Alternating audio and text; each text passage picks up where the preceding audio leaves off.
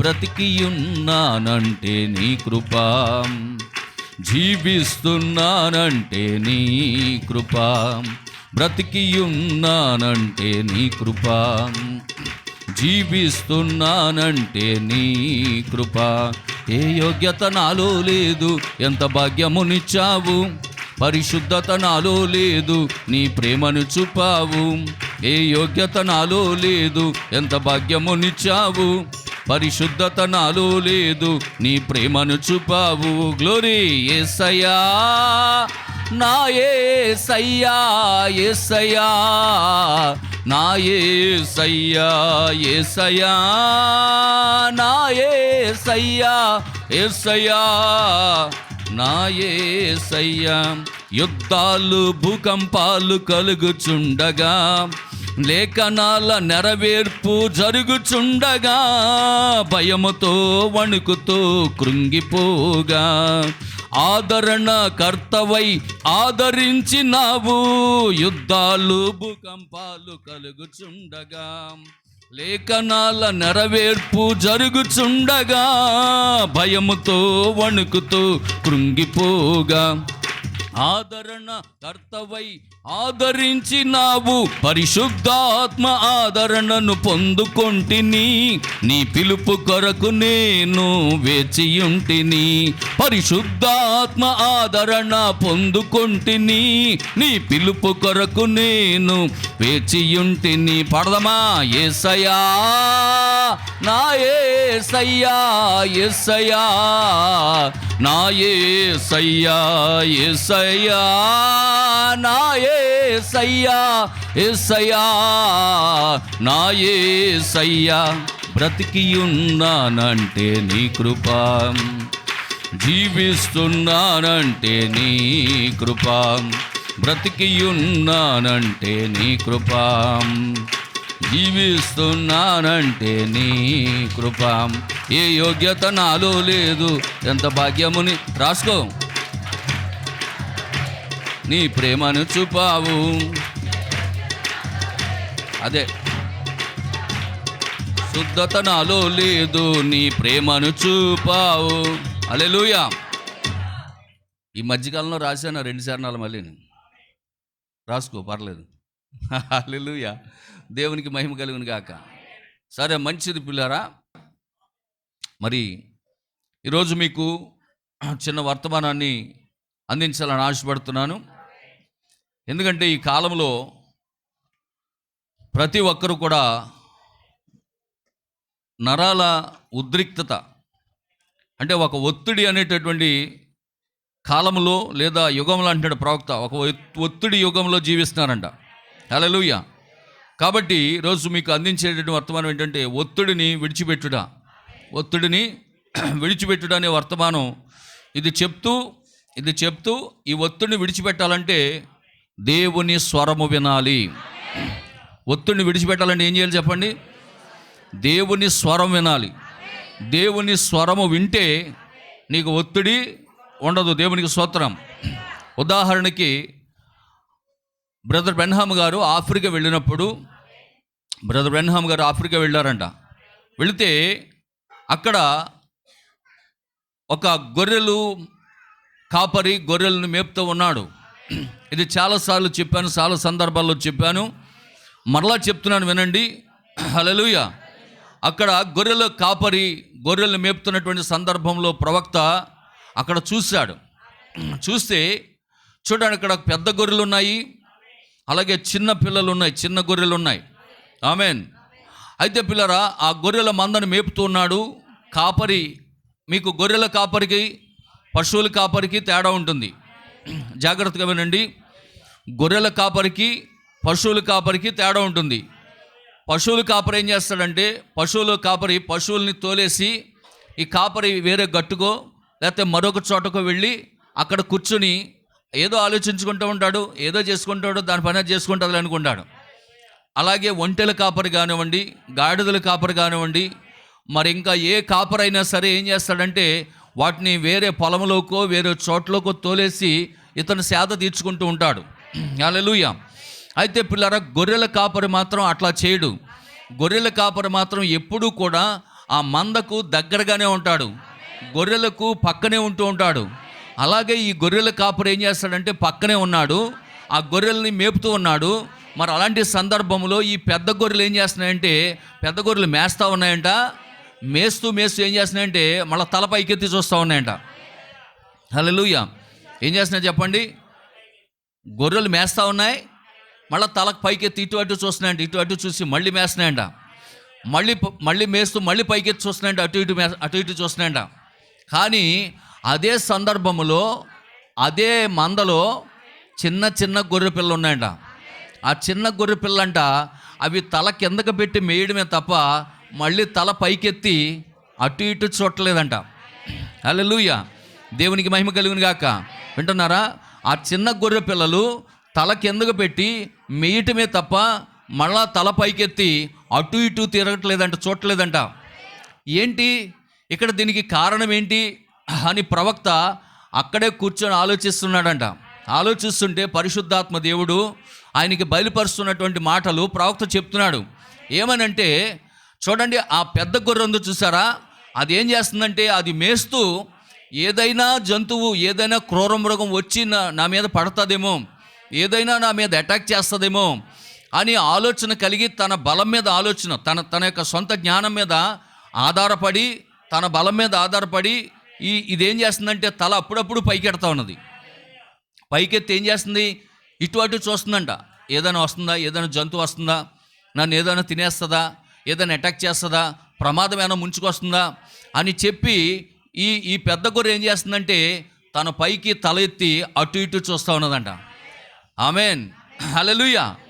అయితే ఆ చిన్న గొర్రె అదేం చేస్తుందంటే పూర్తిగా తన యొక్క కాపరి మీద ఆనుకున్నదంట. ఆమేన్. ఎందుకంటే ఇక దానికి ఇంకా ఆలోచన ఏమీ లేదు. నా కాపరి నా దగ్గరే ఉన్నాడు. అందుకే అన్నాడు దావీదు, యెహోవా నా కాపరి, నాకు లేమి కలుగదు. గాఢాంధకారపు లోయలో నేను సంచరించినను ఏ అపాయమునకు భయపడనన్నాడు. ఎందుకంటే పిల్లరా, తను పూర్తిగా దేవుని మీద ఆనుకొని ఉన్నాడు. అందుకే దావీదుకి ఏమాత్రము కూడా భయము లేదు. హల్లెలూయా. దేవునికి మహిమ కలుగును గాక. ఈ చిన్న గొర్రె పిల్లలు ఉన్నాయి చూసారా, ఇవి పూర్తిగా తన కాపరి స్వరాన్ని వింటూ ఉన్నాయి, తన మీద ఆధారపడ్డాయి. తన సొంత బలం మీద కానీ, సొంత జ్ఞానం మీద కానీ, సొంత తెలివితేటల మీద కానీ ఆ చిన్న గొర్రె పిల్లలు ఆలోచన కలిగి లేవు. అవి పూర్తిగా పూర్తిగా తన కాపరి మీద ఆధారపడ్డాయి. అలాగే గొర్రెలతో పోల్చాడు మన దేవుడు.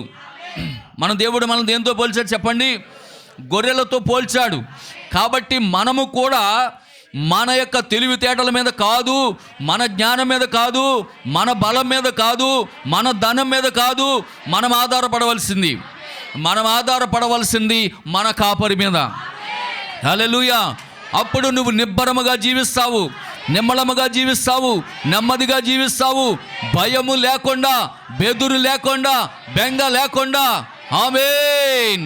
ఎందుకంటే నీ కాపరి స్వరము నువ్వు వినాలి.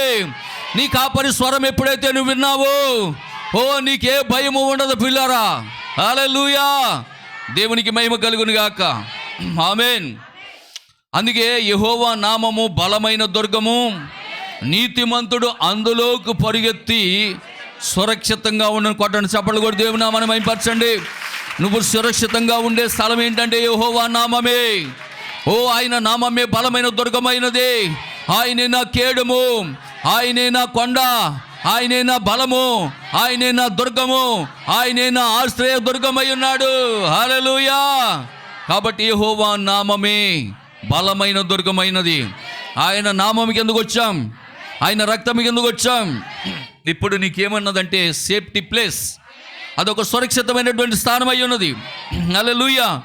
ఎక్కడా నీకు సురక్షితం అనేది లేదు. ఒక దేవుని యొక్క నామములోనే సురక్షితం అన్నది. హల్లెలూయా. అందుకే ప్రవక్త యెషయా చెప్తున్నాడు చూడండి, 32వ అధ్యాయము 1వ వాక్యము 2వ వాక్యం కూడా చూద్దాం. ఆలకించండి, రాజు నీతిని బట్టి రాజ్య పరిపాలన చేయను. దేవునికి స్తోత్రం కలుగును గాక. రాజు ఉన్నాడు. రాజు చేసేది ఏంటంటే నీతిని బట్టి ఏం చేస్తాడు చెప్పండి? నీతిని బట్టి పరిపాలన చేస్తాడు రాజు. అక్రమంగా పరిపాలన చేసే రాజు మంచి రాజు కాదండి. హల్లెలూయా. అన్యాయంగా పరిపాలన చేసే రాజు మంచి రాజు కాదండి. ఒక యథార్థమైనటువంటి వాడైతే, నీతిపడైతే నీతిని బట్టి రాజ్యం పరిపాలన చేస్తూ ఉంటాడు. అధికారులు న్యాయమును బట్టి న్యాయం బట్టి వెళ్తూ ఉంటారు. అధికారులు డబ్బున్నవాడా లేదా అనేది కాదు, ఇప్పుడున్న పరిస్థితి కాదులేండి. యాక్చువల్గా బైబిల్ ప్రకారం చెప్తున్నాను. ఇప్పుడున్నవాడు ఎవడికి డబ్బు ఉంటే వాడి పక్కనే న్యాయం జరుగుతున్నది. ఎవడ ధనవంతుడైతే, ఎవడ బలవంతుడైతే వాడి పక్కనే న్యాయం జరుగుతున్నది. పేదోళ్ళకి న్యాయం జరగట్లేదు ఈరోజు. దేవునికి స్తోత్రం కలుగును గాక. అధికారులంట న్యాయమును బట్టి ఏలుదురు. మనుష్యుడు గాలికి మరుగైన చోటు వలెను, గాలివానకు చాటైన చోటు వలనైనను ఉండును. అలసట పుట్టించు దేశమున గొప్ప బండ. ఆమేన్. 17వ వాక్యం చదవండి. 17వ వాక్యం కూడా చదవండి. నీతి ఏం కలగజేస్తుంది? సమాధానం కలగజేస్తా ఉన్నది. అందుకే పిల్లరా, యేసు ప్రభు ఏమన్నారు? మొదటిగా నా నీతిని, నా రాజ్యమును వెతకండి. మీకు సమాధానం కలగాలంటే, మీకు సంతోషం కలగాలంటే, మీకు నెమ్మది కలగాలంటే, మీకు నిరీక్షణ కలగాలంటే మొట్టమొదటిగా నా నీతిని, నా రాజ్యమును వెతకండి. అప్పుడు మీకు ఏది ఇష్టమో అది అడగండి, అది నేను మీకు అనుగ్రహిస్తాను. నీతి సమాధానము కలగ చేయును. నీతి వలన నిత్యము అది నిమ్మళమును నిబ్బరము కలుగును. కొట్టండి, సభలు కొట్టి దేవుని నామాన్ని మహిమపరచండి. నీ జీవితంలో ఎన్నడూ నీతిని తప్పిపోవద్దు. నీ జీవితంలో ఎన్నడూ అక్రమంగా ప్రవర్తించవద్దు. నీ జీవితంలో ఎన్నడూ దేవునికి విరోధంగా జీవించవద్దు. హల్లెలూయా. దేవునికి మహిమ కలుగును గాక. ఎందుకంటే పిల్లరా, నీ నీతి నీ ముందర నడుచును. నీ నీతిని మరణం నుండి తప్పించును. నీ జీవితంలో నీ నీతిని ఎన్నడూ తప్పిపోవద్దు. నీతి అనే కిరీటాన్ని దేవుడు నీకు ఇచ్చి ఉన్నాడు. హల్లెలూయా. దానిని నువ్వు ధరించినప్పుడు, నువ్వు నీతిస్తుడు వచ్చే వరకు కూడా నీ నీతి కిరీటం, దేవుడు నీకు ఇచ్చిన కిరీటమును నువ్వు ధరించి ఉండాలి. ఆ నీతి ఏం చేస్తుంది నీ జీవితంలో? చెప్పాలి. నీ జీవితంలో నీ నీతి నెమ్మదికరమైనటువంటి జీవితాన్ని ఇస్తూ ఉన్నది. ఆమేన్. నెమ్మదిని, నిబ్బరమును. గుండె నిబ్బరంగా ఉండాలి. గుండె దిట్ట చేసుకోరా, ధైర్యంగా ఉండరా అంటారు. ఎక్కడి నుంచి వస్తుంది నీకు ధైర్యం? ఎక్కడి నుంచి వస్తుంది నీకు నెమ్మది? నీతిని అనుసరించినప్పుడు. హల్లెలూయా. దేవునికి మహిమ కలుగును గాక. ఆమేన్. కనుక పిల్లరా, ఇక్కడ ప్రవక్త అంటున్నాడు, మనము ఒక ఉద్రిక్త కలిగినటువంటి యుగములో జీవిస్తున్నాం. నరముల తీవ్రత, ప్రతివారు పరుగు పందెపు రంగంలో వలె అటు ఇటు పరుగులెడుతున్నారు. ఇప్పుడు మన జీవితాలు ఎలాగున్నాయంటే, పరుగు పందెం. పొద్దున్న లేచామంటే ఫ్యాక్టరీకి వెళ్ళాలి, ఫ్యాక్టరీకి వెళ్ళేవాళ్ళు ఫ్యాక్టరీకి వెళ్ళాలి, ఉద్యోగాలకు వెళ్ళేవాళ్ళు ఉద్యోగాలు వెళ్ళాలి. అవునా? దేవునికి స్తోత్రం. హల్లెలూయా. పెయింటింగ్ పనికి వెళ్ళేవాడు పెయింటింగ్ పనికి, తాపి పనికి వెళ్ళేవాడు తాపి పనికి, ఉద్యోగాలకు వెళ్ళేవాళ్ళు ఉద్యోగాలు, వ్యాపారులకు వెళ్ళేవాళ్ళు వ్యాపారాలు. ఇదంతా ఎలా ఉంది చెప్పాలి. ఒక ఉద్రిక్తకరమైనటువంటి పరిస్థితి. 9 గంటలకు రమ్మంటాడు యజమాని. ఒకవేళ 9 దాటితే ఏమంటాడో, తిడతాడేమో అని భయం. ఒక ఉద్రిక్తత, నరాల ఉద్రిక్తతో బయలుదేరుతున్నారు. హల్లెలూయా. ఒకవేళ పిల్లలు స్కూల్కి వెళ్ళేటప్పుడు సరిగ్గా 8 గంటలకి లేకపోతే 9 గంటలకు అనుకున్న టయానికి స్కూల్లోకి వెళ్ళకపోతే గేట్ వేసేస్తారేమో, బయట నిలబెడతారేమో. ప్లెడ్జ్ జరిగే సమయానికి వెళ్ళకపోతే టీచర్ తిడతాదేమో. పిల్లల్లో కూడా నరాల ఉద్రిక్తత ఉన్నదంట. ఆమేన్. దేవునికి స్తోత్రం కలుగును గాక. హల్లెలూయా. కనుక ప్రియమైనటువంటి దేవుని బిడ్డలారా, విద్యార్థులు చదువులో ఒత్తిడి. ప్రవక్త అన్నాడు, విద్యార్థులకు చదువులో ఒత్తిడి. పొద్దున 8:30 తోలేస్తున్నారు మీ పిల్లల్ని. అవునా? ఎన్నింటికి తోలేస్తున్నారు పిల్లల్ని? 8-8:30 తోలేస్తున్నారు. మళ్ళీ ఎన్నింటికి వస్తున్నారు వాళ్ళు? 5-6 అవుతుంది వచ్చినాడు. పోనీ వచ్చిన వాళ్ళకి ఏమన్నా రెస్ట్ ఇస్తున్నామంటే, ఇంటికాడ హోంవర్కు, బడిలో క్లాస్ వర్క్. వీడికి రెండిట్ల మధ్య నరాల ఒత్తిడి, ఉద్రిక్తత. క్లాస్ వర్క్ చేయకపోతే ఆవిడతో గోల, ఇంటి దగ్గర హోంవర్క్ చేయకపోతే ఈవిడితో గోల. హల్లెలూయా. ప్రవక్త అంటున్నాడు, ఈ పిల్లలంట నరాల ఒత్తిడి గురైపోతున్నారంట. దేవునికి స్తోత్రం కలుగును గాక. హల్లెలూయా. వాళ్ళు మానసికంగా ఎంతో ఒత్తిడి, తీవ్రత కలిగి ఉన్నారంట వాళ్ళు. కాబట్టి ప్రియమైన దేవుని బిడ్డలారా, నీ కొడుకు కలెక్టర్ అయిపోయి నేనేమి పైన నెత్తి మీద ఎక్కించుకోడు, కానీ నువ్వు మాత్రం నీ పిల్లవాడికి ప్రేమను పంచిపెట్టు. కొట్టబాక బెత్తం వాడమన్నాడు. అలాగని చెప్పి బండకేసి బాధొద్దు అన్నాడు. ఆ బండ క్రీస్తు. దేవునికి స్తోత్రం. అర్థమవుతుందా? నీ పిల్లల్ని మంచిగా ప్రేమించు. ఆ ప్రేమే వృద్ధాప్యంలో నిన్ను ప్రేమించేటట్లుగా చేస్తుంది. లేదా తీసుకెళ్ళి ఎక్కడో పడతాడు, అనాథాశ్రమంలో పడతాడు. హల్లెలూయా, దేవునికి స్తోత్రం. కనుక పిల్లలు ఏం చేస్తున్నారంటే విద్యార్థులకు ఒత్తిడి. ఆమేన్, హల్లెలూయా. కనుక ఉద్యోగస్తులకు ఉద్యోగాల్లో ఒత్తిడి, అధికారులతో ఒత్తిడి, పై అధికారులు ఏమంటారని భయం, సరైన సమయానికి ఆ ఉద్యోగం అందులో ఉన్నటువంటి ప్రాజెక్ట్ వర్క్ కంప్లీట్ చేయకపోతే పైన ఉన్నటువంటి అధికారులతో ఏమంటారు అనేటటువంటి ఒత్తిడి. ఆమేన్. వ్యాపారస్తులకు కూడా పెట్టినటువంటి పెట్టుబడి వస్తుందో రాదో అనేటటువంటి బెంగ. ఆ వ్యాపారంలో ఒత్తిడి వాళ్ళు కూడా నరాల ఒత్తిడితో ఉన్నారు. ఆమేన్. అంతేకాదు గృహిణులకు కూడా ఇంటిలో పని ఒత్తిడి. ఆమేన్. వంట చేయడం కూడా ఒక ఒత్తిడి అంటున్నాడు ప్రవక్త. ఆమేన్. కొంచెం కారం ఎక్కువ కూడదు, తక్కువ కూడదు, ఉప్పు ఎక్కువ కూడదు, ఈ మధ్య ఆయిల్ కూడా ఎక్కువ కూడదంట. దేవుని స్తోత్రం. మరి నిజంగా అలా చేయాలంటే ఆడవాళ్ళకి ఎంత ఓపిక ఉండాలండి. ఏమంటే కొంచెం కారం అటు ఇటు అవుతుంది, కొంచెం ఉప్పు అటు ఇటు అవుతుంది. ఏం చేయాలి? భర్తలో సర్దుకోవాలా? దేవునికి స్తోత్రం. సర్దుకుపోండి అని ఆటో మీద రాస్తారంట. ఎక్కడ సర్దుకుపోండి అని ఎక్కడ రాయాలి? ఆటో మీద. దేవునికి స్తోత్రం. అర్థమవుతుందా మీకు? కనుక ప్రియమైనటువంటి దేవుని బిడ్డలారా, సర్దుకుపోయే విషయంలో ఉప్పు ఎక్కువైనా కారం ఎక్కువైనా, దీనం గారు స్తోత్రం నాయన. 2 సార్లు అంత గట్టిగా మైక్లో పిలుతున్నా అదేంటమ్మా? హల్లెలూయా. సరే, మంచిది. చూడండి, ఏం చెప్పానమ్మా? ఇడ్లీలో ఉప్పు,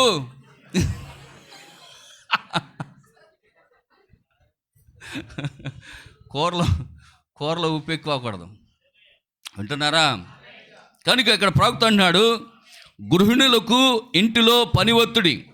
ఈ విధంగా ప్రతి మనిషి ఈరోజు ఒక ఒత్తిడికి గురవుతున్నాడు.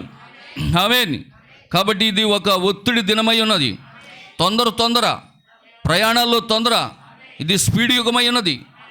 ఆఖరికి తినే భోజనం కాడు కూడా తొందర. అసలు భోజనం అంటే లొట్టలేసుకుంటూ తినాలంట. లొట్టలేసుకుంటూ తినడం అంటే అర్థం ఏంటి? అది అలా చూస్తుండగానే నోట్లో గ్లాసులు ఊరాలంట. అది చూస్తూ ఉండగానే నోట్లో గ్లాసులు ఊరాలంట. ఏంటవి? లాలాజలం. అసలు ఊరి టైం ఎక్కడెత్తాం? దాన్ని చూస్తామా ఏంటి మనం? అసలు దాన్ని ఎంక చూస్తామా? టీవీ చూస్తూ ఉంటాం కదా, సీరియల్ ఎట్టుకుంటాం, దాన్ని చూస్తూ ఉంటాం, విత్తి తింటూ ఉంటాం. నువ్వు నోట్లో లాలాజలం ఎక్కడ పడుతుంది? అందుకే గ్యాస్ వచ్చేస్తుంది నీకు. నువ్వు దాన్ని చూస్తా, దాన్ని ఆస్వాదిస్తూ తిని చూడు, నీకు నోట్లో లాలాజలం ఊరుతుంది. అదే నీకు లోపల డైజెషన్ చేస్తుంది. నువ్వు బిళ్ళేసుకోవాల్సిన అవసరం లేదు. మనం దాని ఎంక చూడం. నువ్వు బిర్యానీ ఎట్టుకున్నా దాని ఎంక చూడవు. ఆ సీరియల్ ఎంకే చూస్తూ ఉంటావు, ఇది తింటూ ఉంటావు. దేవునికి స్తోత్రం. లోట్లో నా లాలాజలం వరదు. ఆమేన్. ఇది స్పీడ్ యుగమైనది.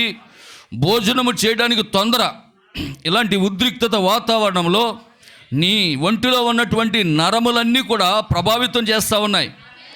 అందుకే భార్య ఏదైనా చిన్న మాట అన్నా తొందరపడిపోతాం అని అన్నాడు. నీ భార్య ఏదైనా చిన్న మాట ఒకవేళ నీతో నేరుగా చెప్పినచో కోపంతో మీరు ఎగిరిపడుదురు. ఆమేన్. అవునండి. ఎంతమంది ఎగిరిపడుతున్నారు భార్యల మీద? భార్య ఏదన్నా చిన్న మాట అన్నదనుకోండి, ఎగిరిపడుతున్నారా? మన పెళ్లి ప్రసంగంలో ఆయన చెప్పాడు, భలే చెప్పాడు.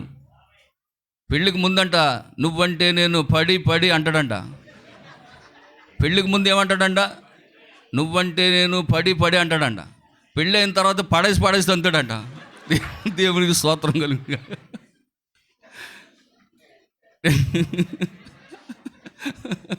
దేవునికి స్తోత్రం కలుగునుగా.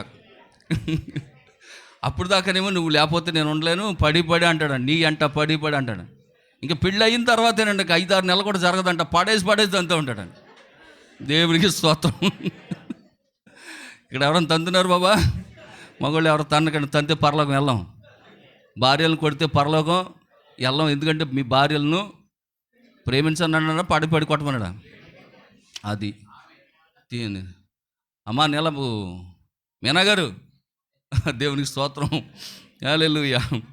మంచిది పిల్లరా, చక్కగా వినండి. ఆమేన్. కనుక భార్య ఏదైనా చిన్న మాట మరి నేరుగా చెప్పించో కోపంతో మీరు ఎగిరి పెడతారు.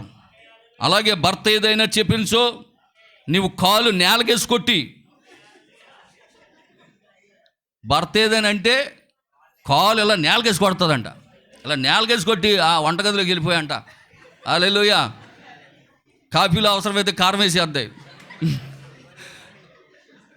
పంచదారకు బదులు ఉప్పు వేసేసింది అనుకో, దేవునికి స్తోత్రం, ఇంకా మన బతుకు అయిపోయినట్టే. అందుకే భార్యల్ని కోపపడకుండా చూసుకోండి, దేవునికి స్తోత్రం. ప్రవక్త అంటున్నాడు ఇక్కడ, ప్రవక్త చెప్తున్నాడు పిల్లరా, ప్రవక్త చెప్తున్నాడు ఏమని అంటున్నాడంటే, మీ భార్యలు వింటున్నారా, భర్త ఏదైనా చెప్పినప్పుడు నీవు కాలు నేలకు కొట్టి గట్టిగా గదిలోకి పోయి, ఆమేన్, హల్లెలూయా. ఇక్కడ భర్త గారు, ఇప్పుడు మీ మాటలు నాకేమీ అక్కర్లేదు పండి అంటదంట. అలాగా కోపం ఇచ్చి ఏం చేస్తుందంట భార్య కోపం ఇచ్చి కాలు కింద కొట్టి ఇంట్లోకి వెళ్ళిపోయి, ఇంకా మొహం ఏమని అనకూడదు, మిమ్మల్ని ఏమనకూడదు ఇప్పుడు, దేవునికి స్తోత్రం, ఇంక ఒక రకంగా పెట్టుకుని ఇంకా మీరు నాతో మాట్లాడకండి అంటదంట. అప్పుడు భర్త వచ్చి అన్నాలంట, భార్య, ఓ నేను ఒక ఉద్రిక్తమైనటువంటి సమయంలో నేను అన్నాను, నీ మీద నాకు కోపం కాదు అనాలంట. దేవునికి స్తోత్రం. ప్రవక్త అంటున్నాడు అలాగ అనమని. భార్య కోపమించినప్పుడు, భర్తలు వింటున్నారు బాబా, భార్య కోపమించినప్పుడు భర్తలు ఏమన్నారంట, ఓ భార్య, లేకపోతే ఓ హని అనొచ్చు, ఓ నేను ఒక ఉద్రిక్తమైనటువంటి సమయంలో నేను ఉన్నాను, నీ మీద నాకు కోపం కాదు, నా ఉద్యోగం మీద కోపం, నీ మీద నాకు కోపం కాదు, నా వ్యాపారంలో కోపం, నీ మీద కోపం కాదు, నా బాస్ మీద కోపం. బాస్ మీద కోపం ఉంటే భార్య మీద చూపిస్తే కుదురుతుందా? అంచేది ఇక్కడ అంటున్నాడు, ఓ భార్య, నేను ఒక ఉద్రిక్తతలో ఉన్నాను, నీ మీద నాకు కోపం కాదు, ప్రవర్తించరాని రీతిగా ప్రవర్తించుట అది నిజము. పేదవారు, మధ్యతరగతి వారు, ధనవంతులు అందరూ ఆ విధంగా ప్రవర్తించుటకు కారణం ఒక ఒత్తిడి. తీసుకోండి ఒకసారి లూకాసు వార్త 13:28 చదవండి. లూకాసు వార్త 13వ అధ్యాయము 28వ వాక్యం, త్వరగా. లూకాసు వార్త 13వ అధ్యాయము 28వ వాక్యం. అబ్రహాము, ఇస్సాకు, యాకోబులు సకల ప్రవక్తలను దేవుని రాజ్యములో ఉండుటయు మీరు వెలుపలకు తోయబడుటయు మీరు చూసినప్పుడు మీరు ఏడ్చుచు, ఆమేన్, దేవునికి స్తోత్రం కలుగా. కనుక ప్రియమైన దేవుని బిడ్డలారా, ఇక్కడ బైబిల్ ఏం చెప్తుందో అది మనం చేయాలంటున్నాడు. బైబిల్ ఏం చెప్తుందంటే, భార్యలారా మీ భర్తలకు, మగోళ్ళు చెప్తున్నారండి, వింటున్నారా? భార్యలారా మీ భర్తలకు, పెళ్ళైన వాళ్ళు చెప్పండి, లోబడి ఉండండి, దేవునికి స్తోత్రం, హల్లెలూయా. భర్తలారా మీ భార్యలను ప్రేమించుడి, ఇది వాక్యం. ఇలా గనక చేయకపోతే ఎక్కడ ఉంటారంట? దేవుని రాజ్యంలో ఉండరంట. ఆమేన్, హల్లెలూయా. కనుక పిల్లరా, ఇలాగా ప్రతి వారు కూడా ఒక ఉద్రిక్తమైనటువంటి నరముల ఒత్తిడికి కలిగి జీవించున్నారు. ప్రతి వారు ఏదో ఒక ఉద్రిక్తతతో నిండి ఉన్నారు. ఆమేన్. సమయము చాలట్లేదు. చివరికి దానివల్ల కొన్ని వస్తువులు పగలగొట్టుకొని స్థితికి వెళుచున్నాం. ఈ నరాల ఒత్తిడి వల్ల ఏం చేస్తున్నారంట చెప్పాలి. మా ఐదారు సచ్చినోడు అనవసరంగా టీవీ పోగొట్టేశాడు అన్నది కాదు, నన్ను ఎవరిని భర్తనమ్మా, బయటోడిని కాదు. కోపం ఉంటే కోపం ఉన్నది ఉన్నట్టు చూపించుకోవాలి, కానీ ఆ టీవీ ఏం చేసింది అన్నది. ఇంతకెందుకు ఈవిడికి సీరియల్ చూడడానికి లేదు, దేవునికి స్తోత్రం. అందుకని వింటున్నారా? కాబట్టి కోపం వచ్చినప్పుడు ఏం చేస్తామంటే చేతిలో ఏది ఉంటే అది ఇచ్చుకుని ఇసురుతూ ఉంటాం, కొట్టేస్తూ ఉంటాం, నేల వేసి కొట్టేస్తూ ఉంటారు. 12,000 అయినా 15,000 అయినా 20,000 అయినా సెల్ ఫోన్ అయినా ఏదైనా సరే ఏం చేస్తారు? బాగా చేస్తారా? ఏంటది? ప్రవక్త అంటున్నాడు ఒత్తిడి అంటున్నాడు. ఏమంటున్నాడు చెప్పండి? ఒత్తిడి, నరాల ఒత్తిడి. ఆ ఒత్తిడి వల్ల ఏం చేస్తున్నాం అంటే చేతిలో సెల్ ఫోన్ ఉంటే పగలగొట్టేస్తున్నాం, ఎదురుగా టీవీ కనపడితే అది ఎంత ఖరీదైందా ఆలోచన చేయమప్పుడు. ఎందుకు? నరాల ఒత్తిడి వలన. ఆ ఎల్ఈడి అవనివ్వండి, ఎల్సీడీ అవనివ్వండి, పెద్ద టీవీ అవనివ్వండి, ఇంకా ఎన్ని రకాల టీవీలు అవనివ్వండి, దాన్ని ఏం చేస్తాడో పడగొట్టేస్తాడంతే. దేవునికి స్తోత్రం. ఆమేన్. మళ్ళీ కొనుక్కోవాల్సింది ఆయనేనా లేకపోతే వాళ్ళ అత్తగారు కొనుక్తుందా? చెప్పండి, ఎవరు కొంటారు? ఆయనే కొనుక్కోవాలి మళ్ళీని. కాబట్టి పిల్లరా, ఇక్కడ నరాల ఒత్తిడితో ఉన్నామంటున్నాడు. చివరికి దానివల్ల కొన్ని వస్తువులు పగలగొట్టే స్థితికి వచ్చుచున్నాం. కఠినమైనటువంటి అనుభూతులు కలిగినప్పుడు వస్తువులను విసిరివేయుట, అనరాని మాటలు అనుట జరుగుతూ ఉన్నాయి. దానివల్ల ప్రతివారు దోషులే. దానివల్ల ప్రతివారు దోషులే. మాట అన్నందుకు భార్య దోషురాలే, కొట్టినందుకు భర్త దోషే. ఇరు వర్గాలు కూడా దోషులు అవుతున్నారు. ప్రవక్త అన్నాడు, ఇలాంటి నరాల ఉద్రిక్తత, ఒత్తిడి వల్ల ఇటు భార్యాభర్తలు ఇద్దరు కూడా ఏమవుతున్నారు చెప్పండి? దోషులు అవుతున్నారు. హల్లెలూయా, దేవునికి స్తోత్రం కలుగును గాక. నీవు దోషివి, నేను దోషిని. మనమందరము చేయరాని క్రియలు ఆ ఒత్తిడి క్రింద చేస్తూ ఉన్నాం. దీని అంతటికి కారణం ఒక శత్రువు. నీ యొక్క మనసులోకి లేకపోతే నీ జీవితంలోకి ఒక శత్రువు ఎంటర్ అయినప్పుడు, హల్లెలూయా, అది నిన్ను ఒక ఒత్తిడికి గురి చేస్తూ ఉన్నది. ఆమేన్. కాబట్టి ప్రియమైన దేవుని పిల్లరా, నేను తలంచుచున్నాను, అది అంత అపవాది క్రియ అని నేను నమ్ముచున్నాను. అది అపవాది ఏం చేస్తూ ఉన్నదంటే నిన్ను అలా ప్రేరేపిస్తూ ఉన్నది, ఆ ఒత్తిడి కింద గురి చేస్తూ ఉన్నది. ప్రభు యొక్క రెండవ రాకడ సమీపంగా ఉన్నది. ఈ చివరి దినంలో అపవాది ఏం చేస్తున్నాడంటే గర్జించు సింహం వలె ఎవరిని మృంగుదునా అని ఏం చేస్తున్నాడు? ఎదురు చూస్తూ ఉన్నాడు. హల్లెలూయా, దేవునికి మహిమ కలుగును గాక. కనుక పిల్లరా, వాడు ఏం చేస్తున్నాడంటే నిన్ను ఒత్తిడి కింద తీసుకొస్తున్నాడు, ఒక తొందర కింద తీసుకొని వస్తున్నాడు. మరి దేని కొరకో దాన్ని నేను ఏం చేస్తున్నాడంటే పరిగెత్తిస్తూ ఉన్నాడు. ఆమేన్. అలాంటి సందర్భంలో నువ్వేం చేయాలంట చెప్పాలి? అలాంటి సందర్భంలో నువ్వేం చేయాలి? కూర్చోవాలంట. దేవునికి స్తోత్రం. హల్లెలూయా, దేవునికి మహిమ కలుగును గాక. అలాంటి ఒత్తిడి సందర్భం వచ్చినప్పుడు నువ్వు కూర్చుని తొందరపాటు నిర్ణయం తీసుకోకూడదు. నువ్వు ఆలోచన చేయాలి. ఏంటి సందర్భం? ఏంటి? ఎందుకు నేను నా భార్యని ఇలాగ అనేసాను, ఎందుకు నా భర్తని ఇలాగ అనేసాను అనేటటువంటి ఒక ఆలోచన నీకు వచ్చి ఏం చేయాలంటే ఒక ఆలోచనని కలిగి ఉండాలి, ఆలోచన చేయాలి. ఉదాహరణకి ఆదికాండం చూడండి, 16వ అధ్యాయము. ఆదికాండము 16వ అధ్యాయము 6 నుంచి చదవండి. అందుకు అబ్రాహాము, ఇదిగో నీ దాసి నీ చేతిలో ఉన్నది, నీ మనస్సు వచ్చినట్లు దానిని చేయమని సారాయితో చెప్పాను. దాన్ని శ్రమ పెట్టినందున అది పారిపోగా. ఆగండి, ఇక్కడ కొంచెం సబ్జెక్ట్ చెప్తాను, ఉండండి, మీకు బాగా అర్థం అవడం కోసం. ఇంతకీ చేసిందంతా సారే, అవునా?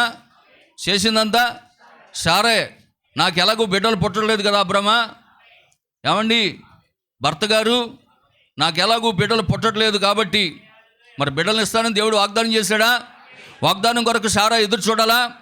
ఎదురు చూడక, వెయిట్ చేయక, ఆమెకి ఆలస్యం అయిపోతుందని ఆవిడ చేసిన పనే. ఇదిగో ఈ దాసి, మరి హాగరు, ఈ దాసిని నువ్వు తీసుకో, ఈమెతో పొమ్ము, అప్పుడు నీకు ఒక కుమారుడు పుడతాడు, అప్పుడు నాకు పుట్టినట్టే లెక్క, నా కుమారుడు అవుతాడు అని చెప్పి ఏం చేసింది? హాగరుని తీసుకెళ్ళి అబ్రాంకి ఇచ్చింది. మరి అబ్రాం పొరపాటు ఏమీ లేదు అందులో. అక్కడికి అబ్రాం చెప్తూనే ఉన్నాడు. ఆమేన్. అయినప్పటికీ అలా చేసింది. చేసిన తర్వాత ఈ బిడ్డ ఎప్పుడైతే పుట్టాడో ఆమె దృష్టికి నీచురాలుగా కనబడది. ఆమేన్. ఇప్పుడు ఆ దాసి అనుకుందంట, అమ్మో ఇంతవరకు అబ్రాం గారిదే తేడా అనుకున్నాను, అసలు తేడా అంతా ఈవిడిదే అనమాట అనుకున్నాను. విన్నారా? దేవునికి స్తోత్రం. బైబిల్ చెప్తుంది ఆమె దృష్టికి ఈమె నీచురాలుగా కనబడదంట. ఎవరి దృష్టికి? హాగరు దృష్టికి. శారా ఎవరు చెప్పండి? యజమానురాలు. శారా యజమానురాలు ఒక దాసి దృష్టికి నీచురాలుగా కనబడది. ఇంక లెక్క చేద్దా చెప్పండి, ఇంక లెక్క చేద్దా? ఇప్పుడు అబ్రాం గారు ఏమైపోయారు? ఆఖరికి భర్త అయిపోయాడు. హల్లెలూయా, అబ్రహాముకి భర్త అయిపోయాడు, అవునా? అబ్రహాముకు భర్త అయిపోయాడు. ఇప్పుడు దాసి అంటే ఊరుకుంటుందా? అంట్లు తోమంటే ఊరుకుంటుందా? బట్టలు తోమంటే ఊరుకుంటుందా? ఊరుకోదు. అందుకే ఇప్పుడు ఇద్దరికి గొడవ వచ్చిందనమాట. హల్లెలూయా. ఇప్పుడు ఈ గొడవ వచ్చినటువంటి సందర్భంలో జరిగినటువంటి కార్యం ఏంటంటే, ఇప్పుడు అబ్రాహాము అంటున్నాడు, చదవండి ఆ మాట. అందుకు అబ్రాహాము, ఇదిగో నీ దాసి నీ చేతిలోనే ఉన్నది, నీ మనస్సు వచ్చినట్లు దాన్ని చేయమని సారాతో చెప్పాను. అదిగో చూడండి, ఎందుకే దాని మీద కోప్పడుతున్నావు? దాన్ని తీసుకొచ్చి అప్పచెప్పిందాను నువ్వే. ఆమేన్. ఇప్పుడు అప్పచెప్పిన తర్వాత మళ్ళీ దాన్ని తిడుతున్నది నువ్వే. సర్లే, నువ్వేం చేసుకుంటావు చేసుకో, నీ దగ్గరే ఉంది కదా, నీ దృష్టిలోనే ఉన్నది కదా, నువ్వే పని చెప్తావు చేయి అని అంటే, అప్పుడు ఏం చేసింది? బట్టలన్నీ ఉతకమన్నది. బట్టలు ఉతుకుతుంది, అంటులతో ఉంటుంది. నీ శ్రమ పెట్టిందని బైబిల్ చెప్తుంది. శ్రమ పెట్టెను అంటే ఎన్నైనా పనులు చేయించింది. దేవునికి స్తోత్రం. హల్లెలూయా. ఈ శ్రమ పెడుతున్నందువలన ఈ బాధలు తట్టుకోలేక ఇన్ని సంవత్సరాలు చేయలేదా? ఇన్ని సంవత్సరాలు దాసిగా చేయలేదా? ఆమేన్. ఇన్ని సంవత్సరాలు బట్టలు ఉతకలేదా? ఇన్ని సంవత్సరాలు అంట్లు తోమలేదా? దాసిగా పని చేయలేదా? ఏ రోజైనా అలాగ అనుకున్నదా? నన్ను ఎంతగా ఎందుకు శ్రమ పెడుతుంది, నేను ఇంట్లో నుంచి పారిపోవాలని ఎప్పుడైనా అనుకుందా? అనుకోలేదు. ఆమేన్. హల్లెలూయా. 24 years అయిపోయింది. ఎన్ని సంవత్సరాల్లో ఎప్పుడు కూడా అనుకోలేదు. ఎందుకు మరి ఆ రోజు అనుకుంది నన్ను ఇంతగా ఎందుకు శ్రమ పెడుతుందని? దేవునికి స్తోత్రం కలుగును గాక. అంతగా రెట్టింపు శ్రమ పెట్టింది. చదవండి మాట. శారాయి దాన్ని శ్రమ పెట్టినందున ఆమె యొద్ద నుండి అది పారిపోగా. ఆమేన్. ఇప్పుడు పారిపోతున్నప్పుడు యెహోవా దూత ప్రత్యక్షమైంది. యెహోవా దూత అరణ్యములో నీటి బొగ్గ యొద్ద అనగా బొగ్గ యొద్ద ఆమెను కనుగొని, శారాయ దాసివైన హాగరు, నువ్వెక్కడి నుంచి వచ్చావు, ఎక్కడికి వెళ్తున్నావు అడిగినందుకు, అయ్యా నా యజమానురాలైన శారాయ యొద్ద నుండి పారిపోచున్నాను. అప్పుడు యెహోవా దూత నీ యజమానురాల యొద్దకు తిరిగి వెళ్ళి ఆమె చేతి కింద ఆణిగి ఉండమని దానితో చెప్పాను. కొట్టండి, చప్పట్లు కొట్టండి. దేవునికి స్తోత్రం కలుగును గాక. హల్లెలూయా. దేవునికి మహిమ కలుగును గాక. దేవుడు చెప్పింది చెయ్యాలి. అబ్బాయి నీకు తెలియదు ప్రభువా దాని సంగతే, ఎన్ని గొడ్డలు ఉతకమంటుందో తెలుసా, ఎన్ని అంట్లు తోమంటుందో తెలుసా, ఉతికినియే మళ్ళీ ఆ మట్టిలో కలిపేసి మళ్ళీ పట్టుకొచ్చి ఉతకమంటుంది ప్రభా, నువ్వేం చూసావు, నువ్వేం తెలుసు అనదా? అనలా. హాగరు, నేను చెప్పినట్టు నువ్వు చెయ్యి, నీ యజమానురాలైన శారా చేతి క్రింద అణిగి ఉండుము. ఆమేన్. నీ సంతానమును కూడా నేను, మరియు యెహోవా దూత నీ సంతానమును నిశ్చయముగా విస్తరింపచేసి అతను. దేవునికి స్తోత్రం కలుగును గాక. అబ్రహాము యొక్క వాగ్దాన కుమారుడైనటువంటి ఇస్సాకు సంతానముని కాదు గాని నీ సంతానమును కూడా నేను విస్తరింపచేసేదనని చెప్పి దేవుడు వాగ్దానం చేశాడు. దేవునికి స్తోత్రం కలుగును గాక. అందుకే ఈరోజు ఇష్మాయేలు సంతానం అనేక ప్రాంతాల్లో అరబ్ దేశాల్లో విస్తరిస్తూ ఉన్నది. అది దేవుని యొక్క వాగ్దానం అయి ఉన్నది. దేవుడు చేసిన వాగ్దానమును ఎవరు ఆపలేరు. దేవునికి స్తోత్రం కలుగును గాక. హల్లెలూయా. ఆయనకి ఏం పేరు పెట్టిందంట? చూచుచున్న దేవుడవయ్యా నన్ను చూచినావు, చూచుచున్న దేవుడవయ్యా నన్ను చూచినావు, నీ పేరేమిటో ఎరుగనయ్యా, నా పేరుతో నన్ను పిలిచావయ్యా, నీ పేరేమిటో ఎరుగనయ్యా, నా పేరుతో నన్ను పిలిచావయ్యా, చూచుచున్న దేవుడనయ్యా నన్ను చూచినావు, చూచుచున్న దేవుడవయ్యా నన్ను చూచినావు. శారాయి మాటలే విన్నాను, అబ్రహాము భార్యనైపోయాను. శారాయి మాటలే విన్నాను, అబ్రహాము భార్యనైపోయాను. ఈ అరణ్య దారిలో ఒంటరినై ఈ అరణ్య దారిలో ఒంటరినై దిక్కులేక తిరుగుచున్న హాగరును, నేను దిక్కులేక తిరుగుచున్న హాగరును చూచుచున్న దేవుడవయ్యా, నన్ను చూచినావు చూచుచున్న దేవుడవయ్యా, నన్ను చూచినావు. ఆమేన్. ఎవరిని చూసింది? నెలపొడుపుని చూసింది. ఎవరిని చూసింది? అరణ్య ప్రదేశంలో కన్నులెత్తి చూసినప్పుడు అంటే ఆకాశంలో నుంచి వస్తున్న స్వరాన్ని అలా గుర్తుపట్టి చూసేటప్పటికి అక్కడ నెలపొడుపు. ఆ రోజు అక్కడ ఏం కనపడుతుంది? చంద్రుడు కనపడుతున్నాడంట. అందుకే హాగరు సంతానం అందరూ నెలపొడుపు చూస్తారు. అర్థమవుతుందా? హల్లెలూయా. వాళ్ళకి దేవుడు ఆయనే. ఆమేన్. దేవునికి స్తోత్రం కలుగును గాక. వింటున్నారా పిల్లారా? కనుక ఇక్కడ చాలా జాగ్రత్తగా కొన్ని విషయాలు చెప్తాను, వినండి. హల్లెలూయా. కాబట్టి ఇక్కడ ఏమన్నాడంటే, దేవుడు నిన్ను ఏ స్థితిలో పెట్టాడో నువ్వు అక్కడ అణిగిమణిగుండు.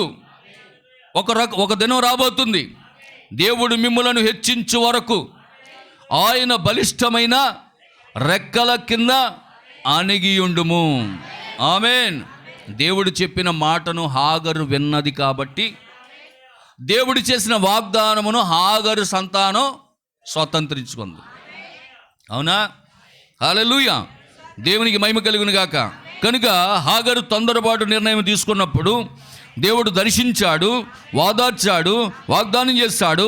నీవు కూడా శ్రమలో ఉన్నప్పుడు, కష్టములో ఉన్నప్పుడు, ఇబ్బందుల్లో ఉన్నప్పుడు ఒక చోట కూర్చొని ఆమేన్ మనస్సు నిదానం చేసుకొని మనకు ఆశ్రయ దుర్గమై ఉన్నటువంటి బలమైన నామము కలిగినటువంటి దేవుని వైపు చూడగలిగితే, ఆమేన్, హాగరును దర్శించిన అదే దేవుడు, హాగరుకు వాగ్దానం చేసిన అదే దేవుడు ఇదిగో ఈ మధ్యాహ్న కాల సమయంలో నీకు కూడా వాగ్దానం చేస్తాడు.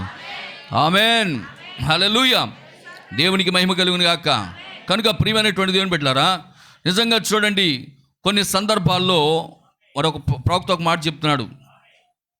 ప్రజల యొక్క అంతరంగంలో ఏదో జరగనైనదని తెలుచున్నది, అది మనం ఎరుగుదుము.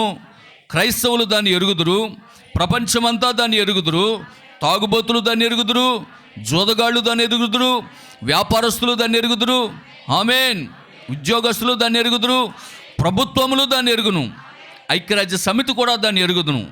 అందరూ ఏదో జరగనై ఉన్నదనే సంగతి దాని కొరకు ఎదురు చూస్తూ ఉన్నారు. ప్రపంచానికి అంతటికి ఏదో జరగబోతుంది. ప్రపంచానికి అంతటికి ఏదో జరగబోతూ ఉన్నది. మొన్న బైడెన్ అనుకుంటా యుద్ధాన్ని ప్రకటించాడు. బైడెన్ యుద్ధం ప్రకటించినటువంటి మాటలైన విషయం కాదు అది. అంటే అమెరికా యుద్ధం ప్రకటించినటువంటి అర్థం ఏంటి తెలుసా? ప్రపంచ యుద్ధం. అమెరికా యుద్ధం అంటే మామూలు యుద్ధం కాదు, అది ప్రపంచ యుద్ధం అవుతుంది. హల్లెలూయా. కానీ లోకం అంతా జడుస్తుంది. అమెరికా బైడెన్ గారు యుద్ధం ప్రకటిస్తున్నారు అంటే మూడో ప్రపంచ యుద్ధం వచ్చేద్దేమో అని అందరూ అనుకుంటారు. కానీ వధువుకు భయం ఉండదు. ఎందుకు? వధువు పైకి వెళ్ళకుండా మూడో ప్రపంచ యుద్ధం జరగదు. హల్లెలూయా. నువ్వు నేను ఇంకా భూమి మీద ఉన్నామంటే మూడో ప్రపంచ యుద్ధం జరగదనే సంగతి ఈరోజు నీకు నాకు అర్థమైంది. ఈ కాలపు ప్రవక్త వచ్చి ఈ విషయాలన్నీ నీకు నాకు బయలుపరిచాడు. కాబట్టి బైడెన్ ఎన్ని మరి అలాంటి ప్రకటనలు చేసినా, ఆమేన్, మరి ఉత్తర కొరియా అధ్యక్షుడు పేర్లు నాకు రావయ్యి,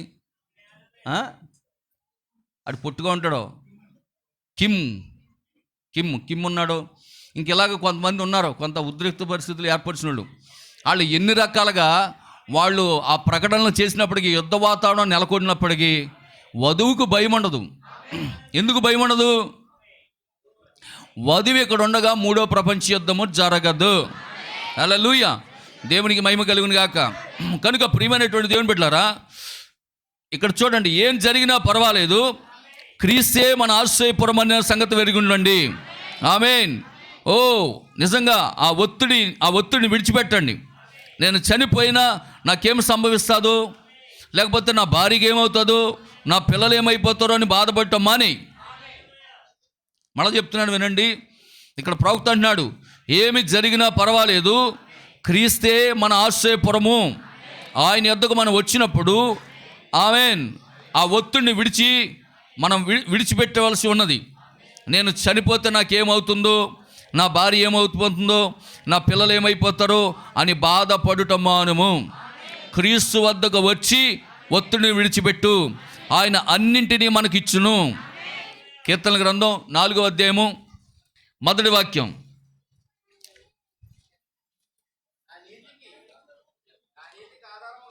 నా నీతికి ఆధారమగు దేవా, అది నా నీతికి ఆధారమగు దేవా, నేను మొరబెట్టినప్పుడు నాకు 7వ వాక్యం.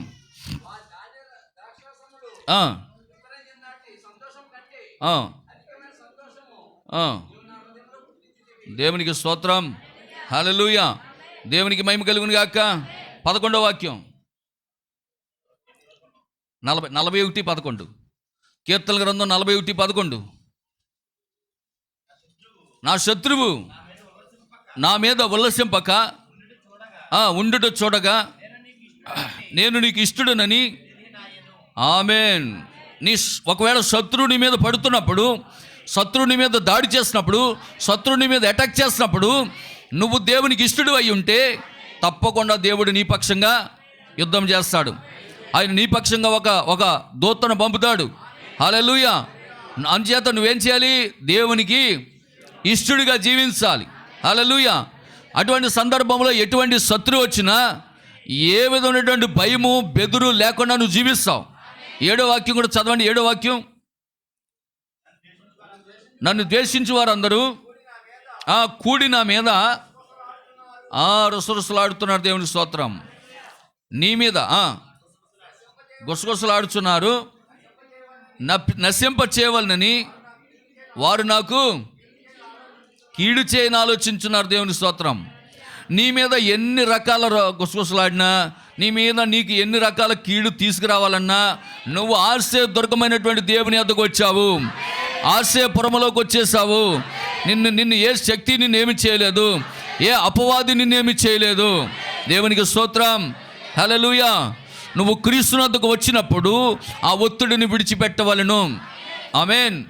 ఒక వ్యక్తి ఏదైనా తెలియక పొరపాటు చేసినా, తెలిసి చేసినా, తెలియ చేసినా ఆ వ్యక్తి దాక్కోవడానికి ఆశ్రయపురాలు అనేవి దేవుడు బైబిల్ గ్రంథంలో కట్టించాడు. ఆశ్రయపురాలు అంటారు. ఆ పురాలని ఆధారం చేసుకొని నేడు పోలీస్ స్టేషన్లు అనేవి ఏర్పాటు చేశారు. అర్థమవుతుందండి? ఆశ్రయపురములు అనేవి దేవుడు ముందుగానే బైబిల్లో పెట్టాడు. ఏ వ్యక్తి అయినా తెలిసి కానీ తెలియక కానీ తప్పు చేస్తే అతడు తప్పించుకోవడానికి, అంటే అతడు వెంటనే మరణశిక్ష కానీ అతడు వెంటనే మరి శిక్షకి గురవ్వకుండా అతడు నిజంగా తెలిసి చేశాడా తెలియక చేశాడా అనేది నిర్ధారణ అయ్యే వరకు కూడా అతడు తప్పించుకొని దాగి ఉండటానికి ఆశ్రయపురాలు అనేవి కట్టించాడు దేవుడు. దేవునికి స్తోత్రం, హల్లెలూయా. ఆ ఆశ్రయపురంలోకి వెళ్ళిన తర్వాత అతడికి ఒత్తిడి ఉండదు. ఆశ్రయపురంలోకి వెళ్ళిపోయాక అతడికి ఒత్తిడి ఉండదు. ఎవడో వస్తాడు నన్ను చంపుతాడు, ఎవడో వస్తాడు నా కాలు తీసేస్తాడు, ఎవడో వస్తాడు నా చేయి తీసేస్తాడు అనే భయం అతనికి ఉండదు. కారణం ఏంటి? అతడు ఎక్కడికి వెళ్ళిపోయాడు? ఆశ్రయపురంలోకి వెళ్ళిపోయాడు. ఇప్పుడు ఆశ్రయపురంలోకి వెళ్ళిన తర్వాత ఏ వ్యక్తి కూడా ఆ ఆశ్రయపురం దాటి ఆ వ్యక్తి దగ్గరికి వెళ్ళటానికి వీల్లేదు. అది దేవుని యొక్క కట్టడ. హల్లెలూయా. ఒకవేళ ఎవరైనా కనుక అతడి మీద నేరారోపణ చేసినట్లయితే ఆ వ్యక్తి మీద నేరారోపణ రుజువు అయ్యే వరకు అందులోనే ఉండాలి అతను. హల్లెలూయా. దేవునికి మహిమ కలుగును గాక.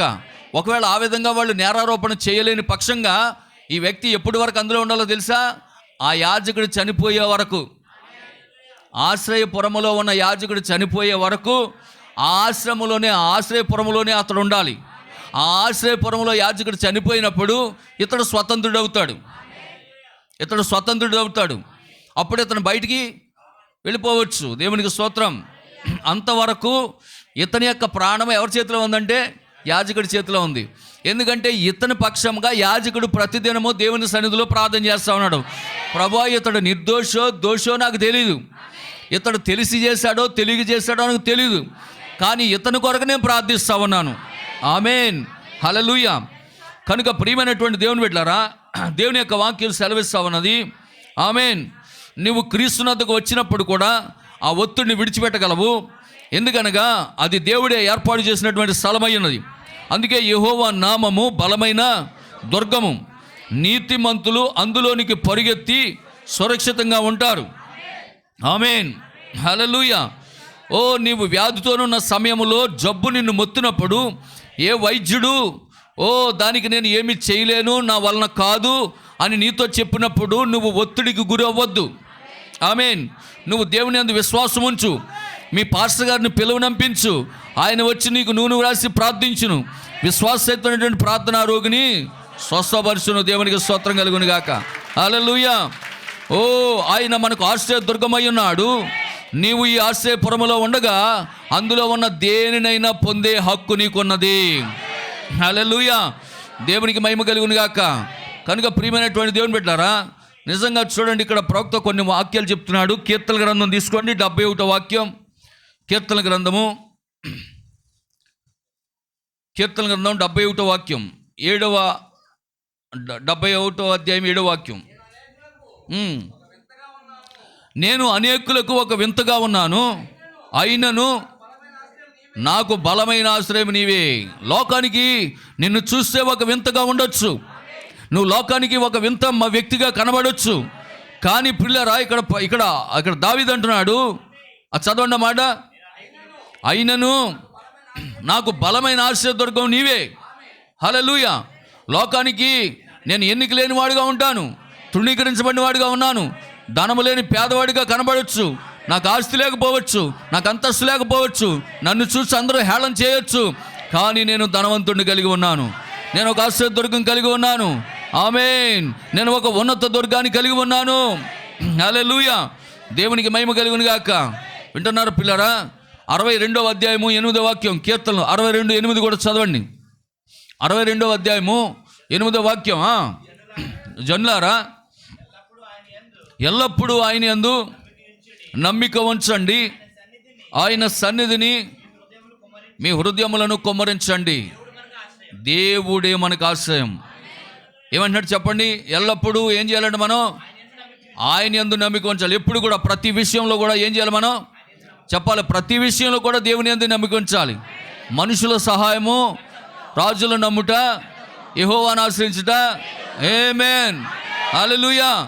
కనుక నీకున్న ప్రతి సమస్యను బట్టి నువ్వు మనుషుల వైపు చూడొద్దు, నువ్వు లోకం వైపు చూడొద్దు, నువ్వు పూర్తిగా దేవుని వైపు చూడు. ఎందుకంటే ఆయన నీకు ఆశ్రయ దుర్గమై ఉన్నాడు, ఆయన నీకు బలమైన కోటగా ఉన్నాడు, నీ ఎత్తైన కోట ఆయనే. హల్లెలూయా. దేవునికి మహిమ కలుగును గాక. కనుక ప్రియమైనటువంటి దేవుని బిడ్డలారా, నిజంగా చూడండి, ఇక్కడున్న క్రైస్తవులు మరి ఎందరూ ఈ లోకమును ప్రేమించుతున్నారు అన్నాడు. అలాగున్న మీరు చేర్చునచో మీరు క్రైస్తవులు కారు. ఆమేన్. ఒకసారి మీరు వెలిగించబడి క్రీస్తును రుచి చూసి మరలా మీరు లోక సంగతిలో చనిపోతున్నారు. ఆమేన్. ఈ విధంగాను మరలా అందులోనికి వెళ్ళుట అనే కోరిక నీకు ఉండకూడదు. పౌలు ఎలాగూ చెప్పాను, ఏమనంటే, జీవించున్నది ఇక నేను కాదు, క్రీస్తే నాలో జీవించున్నాడు. గలతీయులు రాసిన పత్రిక 2వ అధ్యాయము 20వ వాక్యం. గలతీయులు రాసిన పత్రిక 2వ అధ్యాయం 20వ వాక్యం. త్వరగా చదవండి. నేను క్రీస్తుతో కూడా సిలువేయబడి ఉన్నాను, జీవించువాడని ఇక నేను కాను, క్రీస్తే నా యందు జీవించుతున్నాడు. దేవునికి స్తోత్రం. హల్లెలూయా. దేవునికి మహిమ కలుగును గాక. కనుక ప్రియమైనటువంటి దేవుని బిడ్డలారా, మనము జీవించేటటువంటి జీవితము క్రీస్తుకు తగినట్లుగా ఉండాలి. ఇప్పుడు మనం లోకానికి వేరుగా జీవించున్నాము. చూడండి, ఆ గొప్ప ప్రవక్త ఏలియా క్రీస్తునకు సాదృశ్యంగా ఉన్నాడు. మరి ఎలీషా సంఘానికి సాదృశ్యంగా ఉన్నాడు. ఏలియా క్రీస్తుకు సాదృశ్యంగా ఉన్నాడు, ఎలీషా సంఘానికి సాదృశ్యంగా ఉన్నాడు. హల్లెలూయా. ఏలియా నీటిని కొట్టెను, యొర్దాను మధ్యగా నడిచి వెళ్ళాను, ఎలీషా అతను వెంబడించాను. అలాగే ఈరోజు క్రీస్తు మనకంటే ముందుగా వెళ్ళాడు. ఆయన పాపాన్ని జయించాడు, ఆయన మరణాన్ని జయించాడు, ఆయన సమాధిని జయించాడు, ఆయన పునరుద్ధానుడై లేచాడు. ఆమేన్. మరి ఏలియా చేసిన అన్ని ఎలీషా చేశాడు. మీకు అర్థమవుతుందా? ఏలియాని ఎవరు వెంబడించారు? ఎలీషా వెంబడించాడు. ఏలియాని ఎలీషా వెంబడించినప్పుడు ఏలియా చేసిన కార్యాలు ఎలీషా చేశాడు. ఇప్పుడు ఏలియా క్రీస్తుకు సాదృశ్యం అయితే ఎలీషా సంఘానికి సాదృశ్యం. ఆమేన్, హల్లెలూయా. ఇప్పుడు మనము యేసుక్రీస్తుని వెంబడిస్తుంటే ఇప్పుడు సంఘము అవే కార్యాలు చేయాలి అన్నాడా? అందుకే నా యందు విశ్వాసం ఉంచువాడు నాకన్నను మరి గొప్ప కార్యములు చేస్తా అన్నాడు, రెట్టింపు కార్యాలు చేస్తా అన్నాడు. ఆమేన్. హల్లెలూయా. అందుకే ఎలీషా అడిగాడు, నాకు 200 పాళ్ళు కావాలన్నాడు. అది ఎవరంటే సంఘం. అర్థమవుతుందా? దేవునికి స్తోత్రం కలుగును గాక. హల్లెలూయా. కాబట్టి ప్రియమైన దేవుని బిడ్డలారా, చూడండి, ఈనాడు మనము యేసుని, ఆయన మరణమును, సమాధిని మరియు బాప్తిస్మమును వెంబడించుట, మనం ఇప్పుడు క్రీస్తు యేసునందున్నాము. ఆమేన్. సావు లేని పరిశుద్ధాత్మ, ఎందుకనగా అది దేవునిలో ఒక భాగమై ఉన్నది. నేడు మనము జీవించిన దేహములో ప్రభు చెప్పారు, నా శరీరము తిని నా రక్తము పానము చేయవాడే నిత్య జీవము గలవాడు, అంచె దినమున నేను వాణ్ణి లేపుదును. దేవునికి స్తోత్రం. హల్లెలూయా. కనుక పిల్లరా, ఈ భూమి మీద ఎన్ని శ్రమలు వచ్చినా, ఎన్ని కష్టాలు వచ్చినా, ఎన్ని ఇబ్బందులు వచ్చినా, ఎన్ని తుఫాన్లు వచ్చినా, ఎన్ని భూకంపాలు వచ్చినా, ఎన్ని తుఫాన్లు వచ్చినా, అనుభవములు పేరినా, యుద్ధాలు జరిగినా, లోకం మీదకి ఎంత ఒత్తిడి వచ్చినా, ఓ వధువా, ఒత్తిడిని తట్టుకునే సమయం ఇదే. నీ మీదకి ఒత్తిడి వస్తున్నప్పుడు ఒత్తిడిని తట్టుకునే సమయం ఇదే. ఒత్తిడిని జయించే సమయం ఇదే. ఒత్తిడిని జయించాలంటే వాక్యము నీకు కావాలి. ఆమేన్. ఒత్తిడిని తట్టుకోవాలంటే వాక్యము కావాలి. అందుకే ఓ వధువా, వాక్యపక్షంగా నిలబడు. వాక్యపక్షంగా నిలబడే వాళ్ళంటే దేవునికి ఇష్టము. హల్లెలూయా. దేవునికి మహిమ కలుగును గాక. కనుక పిల్లరా, నిజంగా సంసోను దేవుని కొరకు నాజీరు చేయబడినటువంటి వ్యక్తి, దేవుని యొక్క చిత్తాన్ని నెరవేర్చవలసినటువంటి వ్యక్తి. అయితే తన జీవితంలో చేయరాని కార్యం చేయడం వలన ఎంతోమంది ప్రాణాలు తీయవలసి వచ్చింది. ఆమేన్. అవునా? ఎంతోమంది ప్రాణాలు అతడు చంపేవలసి వచ్చింది. హల్లెలూయా. అయితే పిల్లరా, ఆఖరికి తన ప్రాణాన్నే తను కోల్పోయేటటువంటి పరిస్థితి తెచ్చుకున్నాడు. ఆమేన్. తర్వాత రెండవదిగా చూసినట్లయితే సౌలు రాజును మనం గమనిస్తే, అతడు ఎక్కడో గాడిదలు కాసుకునేటటువంటి వ్యక్తిని దేవుడు అభిషేకించి తీసుకొచ్చి రాజుగా అభిషేకించాడు. అయితే తన రాజరికములో ఆమేన్ అతడు నమ్మకంగా ఉండలేకపోయాడు. కొద్ది కాలం మాత్రమే నమ్మకంగా ఉండగలిగాడు. ఆమేన్. ఆ తర్వాత మనం హమాను చూసినట్లయితే, హమాను నిజంగా ఆ దేశంలో ఆ రాజు దగ్గర, అహష్వేరోషు రాజు దగ్గర ఒక ప్రధాన యాజకుడు, ఒక ప్రధాన మంత్రిగా, ఒక గొప్ప అధికారిగా ఉన్నాడు. అయితే ఎంతో కాలం అధికారంలో కొనసాగలేకపోయాడు. హల్లెలూయా. ఎందుకంటే ఇతరులకి కీడు చేయాలనే ఆలోచన కలిగి ఉన్నాడు. కనుక ఏ ఉరికొయ్యనైతే ఆ మొర్దెకై కొరకు సిద్ధపరిచాడో, అందుకే బైబిల్ చెప్తుంది, ఆమేన్, మోసపోకుడి, దేవుడు వెక్కిరించబడ్డు, నువ్వు ఏ పంట విత్తావో ఆ పంట నువ్వు కోస్తావని. కాబట్టి మొర్దెకై కొరకు ఉరికమ్మాన్ని తయారు చేశాడు. ఏ ఉరికొయ్యనైతే తయారు చేశాడో ఆ ఉరికొయ్యలోనే హామాను ఉరి తీయబడ్డాడు. అంతేకాదు పిల్లరా, మరి ఫరో అనేటటువంటి చక్రవర్తిని మనం గమనించినప్పుడు, దేవుని పిల్లలను, బానిసలుగా ఉన్న ఐగుప్తులో ఉన్న పిల్లలను పంపించమని మోషే వచ్చి ఒక ప్రవక్త వచ్చి అడిగితే, పావతలకి నువ్వెవడవు, నీ దేవుడు ఎవడన్నాడు. విన్నారా? ప్రవక్తని గౌరవించలేదు, ప్రవక్త వర్తమానాన్ని గౌరవించలేదు, ప్రవక్త కలిగి ఉన్న దేవుణ్ణి గౌరవించలేదు. ఆమేన్. కాబట్టి అతడు ఏం నష్టపోయాడు తెలుసా? తన సొంత కుమారుడిని పోగొట్టుకున్నాడు. ఆమేన్. హల్లెలూయా.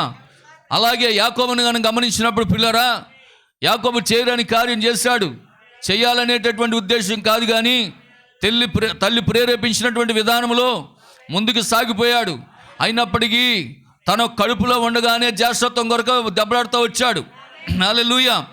కడుపులో ఉన్నప్పుడే దేవుడు చెప్పాడు, నేను ఒక వ్యక్తిని ద్వేషిస్తున్నాను, మరొక వ్యక్తిని ప్రేమిస్తున్నాను అన్నాడు. ఏశావుని ద్వేషిస్తున్నాను, యాకోబుని ప్రేమిస్తున్నాను. యాకోబు ఎటువంటి వాడైనా సరే, ఆమేన్, ఎన్ని తప్పులు చేసినా సరే దేవుడికి ఇష్టమైతే అతన్ని ప్రేమించే తీరుతాడు. ఆమేన్. హల్లెలూయా. యాకోబు అబద్ధం ఆడాడు, తండ్రిని మోసం చేశాడు, అక్కడి నుంచి బయలుదేరాడు, మేనమామ దగ్గరికి వెళ్ళిపోతున్నాడు. ఆమేన్. వీడు ఇన్ని కష్టాలు పడిపోతాడు తెలిసి దేవుడు ముందే ఏం చేశాడు? మార్గ మధ్యంలో చెప్పాలి నిచ్చినేసాడు. వేసాడా? పరలోకము నుండి ఒక నిచ్చుని దింపాడంట కిందకి. నా కుమారుడా, నువ్వు పాబాకురా, నువ్వు వెళ్ళావంటే మీ మామ మంచివాడు కాదురా, మీ మామ గురించి నాకు బాగా తెలుసు. ఆమేన్. హల్లెలూయా. నా దగ్గర నువ్వు దాయొచ్చు, నువ్వు ఇక్కడ మోసం చేయొచ్చు, మీ మామ దగ్గర నువ్వు మోసం చేయలేవురా, నా కుమారుడు అద్దా వచ్చే అన్నాడు. అదేంటి ప్రభా, ఏమంత వయసు అయిపోయిందని అప్పుడు వచ్చేయమన్నావు? హల్లెలూయా. దేవునికి స్తోత్రం కలుగును గాక. మా మేనమామ కూతురు బాగుంటుందంట, రాహేల్ చాలా అందగత్తంట. మరి దాన్ని చూడకుండా అప్పుడే ఏమొచ్చాను ప్రభా, వెళ్ళేసారి చూసి వస్తాను అన్నాడు. ఇంక చూసి వస్తానికి వెళ్ళకుండా వచ్చేస్తాడు. వెంటనే పెళ్లి కుదిరి చేసుకున్నాడు. వింటున్నారా? దేవునికి స్తోత్రం. పెద్దదాని కోసం ఒక 7 ఏళ్ళు, చిన్నదాని కోసం ఒక 7 ఏళ్ళు, పోగొట్టుకున్న గొర్రెలు తినేసిన గొర్రెలు అన్నింటికి ఈ 7 ఏళ్ళు, మొత్తం 21 సంవత్సరాలు పాలితనం చేసాక కానీ క్షవరం అయితేనే కానీ ఎవరం రాలేదు.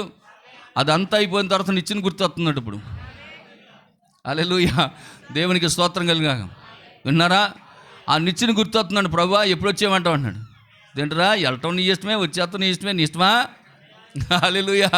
మేము ఎప్పుడు పంపితే అప్పుడు వద్దురు కానీ కంగారు పడకరా అంటే, అభ్యాసం ఉండలేను ప్రభా, నిలబడలేను ప్రభా, క్షణం ఉండలేదు నాయన, ఇంక నన్ను ఇబ్బంది పెట్టేస్తున్నారు వీళ్ళు, వచ్చేస్తాను ప్రభా అన్నాడు. దేవుని స్తోత్రం.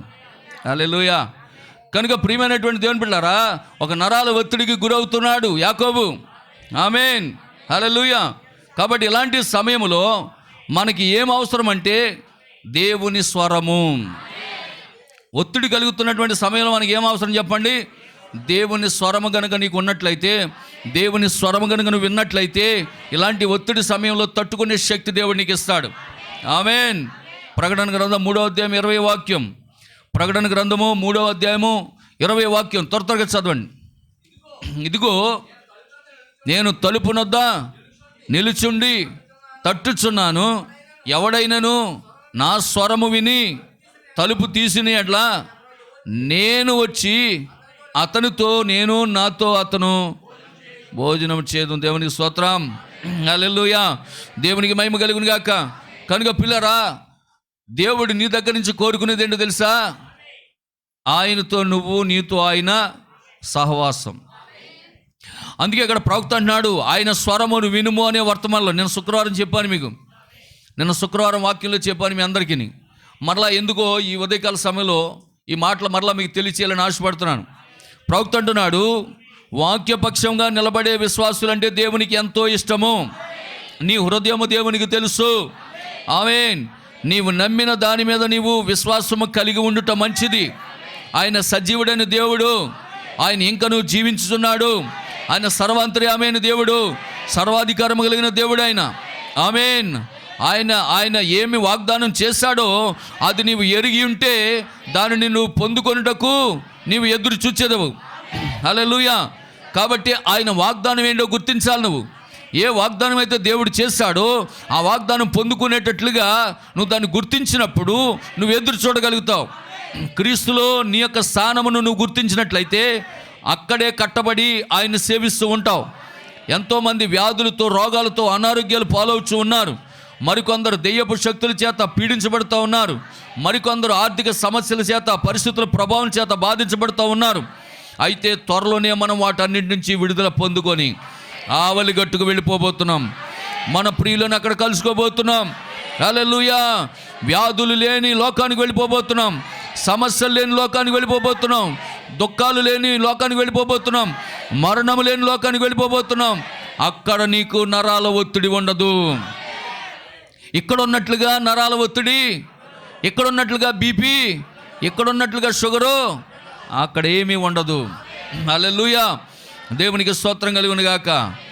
మత్తయి సువార్త 17వ అధ్యాయము 1, 2, 3 వాక్యాలు త్వరగా చదవండి. ఇంకో 10-15 నిమిషాలు, ఒక 20 నిమిషాలు ముగిస్తాను. 10-12కి. మత్తయి సువార్త 17వ అధ్యాయము 1, 2, 3 వాక్యాలు చదవండి. 6 దినములైన తర్వాత పేతురును, యాకోబును, అతని సహోదరుడైన యోహాను వెంటబెట్టుకొని ఎత్తైన ఒక కొండ మీదకి ఏకాంతముగా పోయి వారి ఎదుట రూపాంతరము పొందెను. అంటే ఇప్పుడున్న ఆ భౌతిక సంబంధం లేదా ఆ శరీరంలో నుండి ఆయన ఏం చేశాడంటే తన మహిమ శరీరంలోకి వెళ్ళాడు, తన రూపాంతరం చెందాడు. ఆమేన్, హల్లెలూయా. పిల్లలు గమనించండి, ఇక్కడ ప్రవక్త ఏమన్నాడంటే అక్కడ నీవు ఆవలి గట్టుగా మనం వెళ్ళిపోబోతున్నాము. అక్కడ మన ప్రియులను కలుసుకుంటాము, వారితో కరచాలనం చేయబోతున్నాము. నీవు నేను వారితో మాట్లాడగలుగుతాం, వారిని చూడగలుగుతాం. ఆమేన్. ఇక్కడ ఎలాగ ఉన్నారో అక్కడను అలాగే కనిపిస్తారు. ఆ రూపాంతరపు కొండపైన మోషే, ఏలియాలు ప్రత్యక్షమైనప్పుడు పేతురు, యోహాను, యాకోబులు గుర్తుపట్టారు. అయితే ఆ దినమున ఆమేన్ హల్లెలూయా అది పరలోక సంబంధమైనటువంటి శరీరం అయి ఉన్నది. మోషే, ఏలియాలు ఇప్పుడు ఏ శరీరంలో వచ్చారు? పరలోక సంబంధమైనటువంటి శరీరంలో వచ్చారు. అయితే కనబడుతున్నారా? కనబడుతున్నారు. అర్థమవుతుందా? వాళ్ళు వచ్చింది ఎక్కడి నుంచి వచ్చారు? పరలోకం నుండి వచ్చారా? మోషే, ఏలియాలు ఎక్కడి నుంచి వచ్చారు? పరలోకం నుండి వచ్చారు. మరి ఎక్కడికి వచ్చారు? రూపాంతరపు కొండ మీదకి. అంటే ఇప్పుడు పరలోకం నుండి వచ్చినటువంటి మోషే, ఏలియాలు రూపాంతరపు కొండ మీద నిలబడినప్పుడు పేతురు, యోహాను, యాకోబులు భూ సంబంధమైన శరీరంలో ఉన్నారు. మీకు అర్థమవుతుందా? పేతురు, యోహాను, యాకోబులు ఎలా ఉన్నారు చెప్పండి? భూ సంబంధమైన శరీరంలో ఉన్నారు. మరి భూ సంబంధమైనటువంటి శరీరంలో ఉన్నవారు పరలోక సంబంధమైనటువంటి శరీరంలో ఉన్న మోషే, ఏలియాలు చూసారా లేదా? దేవునికి స్తోత్రం, హల్లెలూయా, దేవునికి మహిమ కలుగును గాక. అందుకే యోహాను ఏమంటున్నాడు చూడండి, మొదటి పత్రిక 3వ అధ్యాయం 2వ వాక్యం. యోహాను పత్రిక, మొదటి పత్రిక 3వ అధ్యాయం 2వ వాక్యం. ప్రియులారా, ఇప్పుడు మనము దేవుని పిల్లలమై ఉన్నాము. మనమిక ఏమవుదుమో అది ఇంకా ప్రత్యక్షపరచబడలేదు కానీ ఆయన ప్రత్యక్షమైనప్పుడు ఆయన ఉన్నట్లుగానే ఆయనను చూతుము గనుక ఆయనను పోలి ఉందుము. ఆమేన్. ఎందుకంటే పిల్లరా, ఆయన మనము ఒక్కటే. ఆదాము, అవ్వలు ఎలాగైతే ఒకే శరీరములో ఉన్నారో అలాగే క్రీస్తు, వధువు కూడా ఒక్కటే ఉన్నారు. హల్లెలూయా, దేవునికి స్తోత్రం కలుగును గాక. ఇప్పుడు మనం కలిగి ఉన్న ఈ ముడతలు పడిపోయినటువంటి శరీరము యవ్వనంలోనికి మారిపోవును. వృద్ధాప్యమంతా తుడిచివేయబడుతుంది. ఒక దినమున మనం ఆయన చూచేదము. అక్కడ అనేక మిలియన్ల మందిని నేను చూడాలని నా నిరీక్షణ అంటున్నాడు ప్రవక్త. అనేక మిలియన్ల మంది, లక్షలాది మందిని నేను చూడాలని ఆశ నాకు ఉందంటున్నాడు ప్రవక్త. దేవునికి స్తోత్రం. కనుక పిల్లరా, దావీదు తన కీర్తనలో చెప్పినట్లుగా ఆయనే నా కాపరి కాబట్టి నేను దేనికి భయపడను, వ్యాధికి భయపడను, వృద్ధాప్యానికి కానీ, దుఃఖానికి కానీ, మరణానికి కానీ దేనికి నేను భయపడను అన్నాడు. నిరంతరము స్వతంత్రులుగా ఉండేటటువంటి లోకానికి వెళ్ళిపోబోతున్నాం. హల్లెలూయా. దేవుని యొక్క స్వరము ఆ దినమున వినుట అరుదైనటువంటి సంగతి. ఆమేన్. ఆ దినములో అంటే సమూయేలు ప్రవక్త కాలములో, ప్రవక్త సమూయేలు కాలములో దేవుని స్వరము వినుట అరుదు. చూడండి, మొదటి సమూయేలు గ్రంథం 3వ అధ్యాయము మొదటి నుంచి చదివితే త్వరగా 10 వాక్యాలు స్పీడ్గా చదవండి. మొదటి సమూయేలు గ్రంథము 3వ అధ్యాయము మొదటి నుంచి. బాలుడైన సమూయేలు ఏలి ఎదుట ఏలియాకు పరిచయం చేస్తా ఉన్నాడు. ఆ దినములలో యెహోవా వాక్కు ప్రత్యక్షమగుట అరుదు. దేవునికి స్తోత్రం. చూసారు పిల్లరా, ఎందుకు ఆ దినములలో యెహోవా వాక్కు ప్రత్యక్షమగుట అరుదు అంటే అక్కడ ఒకటి కారణం ఏంటంటే ఏలి మంద దృష్టి కలిగి ఉన్నాడు. అంటే కళ్ళు చూపు తగ్గిపోయింది. 2, వృద్ధాప్యంలోకి వచ్చేసాడు. ఆ ఒళ్ళు కూడా సహకరించట్లేదు. స్థూలకాయుడు అని బైబిల్ చెప్తున్నది. అంటే ఒళ్ళు బాగా పెరిగిపోయింది. దానికి కారణంగా అతడు ఆ ప్రభు యొక్క వాక్కుని వినలేకపోతున్నాడు. హల్లెలూయా, దేవునికి స్తోత్రం కలుగును గాక. కనుక ప్రియమైనటువంటి దేవుని బిడ్డలారా, ఆ దినములలో దేవుని యొక్క స్వరమును వినుట అరుదైన విషయం. బహిరంగ దర్శనము లేదు. ఎందుకనగా ప్రజలు దేవునికి దూరమైపోయారు. అయితే ఆ దినమున వారికి ఆలయం ఉన్నది, యాజకుడు ఉన్నాడు, దేవుని యొక్క ఆజ్ఞలు ఉన్నవి, వాటినే అతడు వాడికి బోధిస్తూ ఉన్నాడు. అయినను ఆజ్ఞలను వెంబడించేవారు కారు. అర్పణలే వారికి ప్రాముఖ్యమని తలంచేవారు. హల్లెలూయా. ఈ దినమున కూడా వాక్యము కరువైపోతున్నది. ఆమేన్.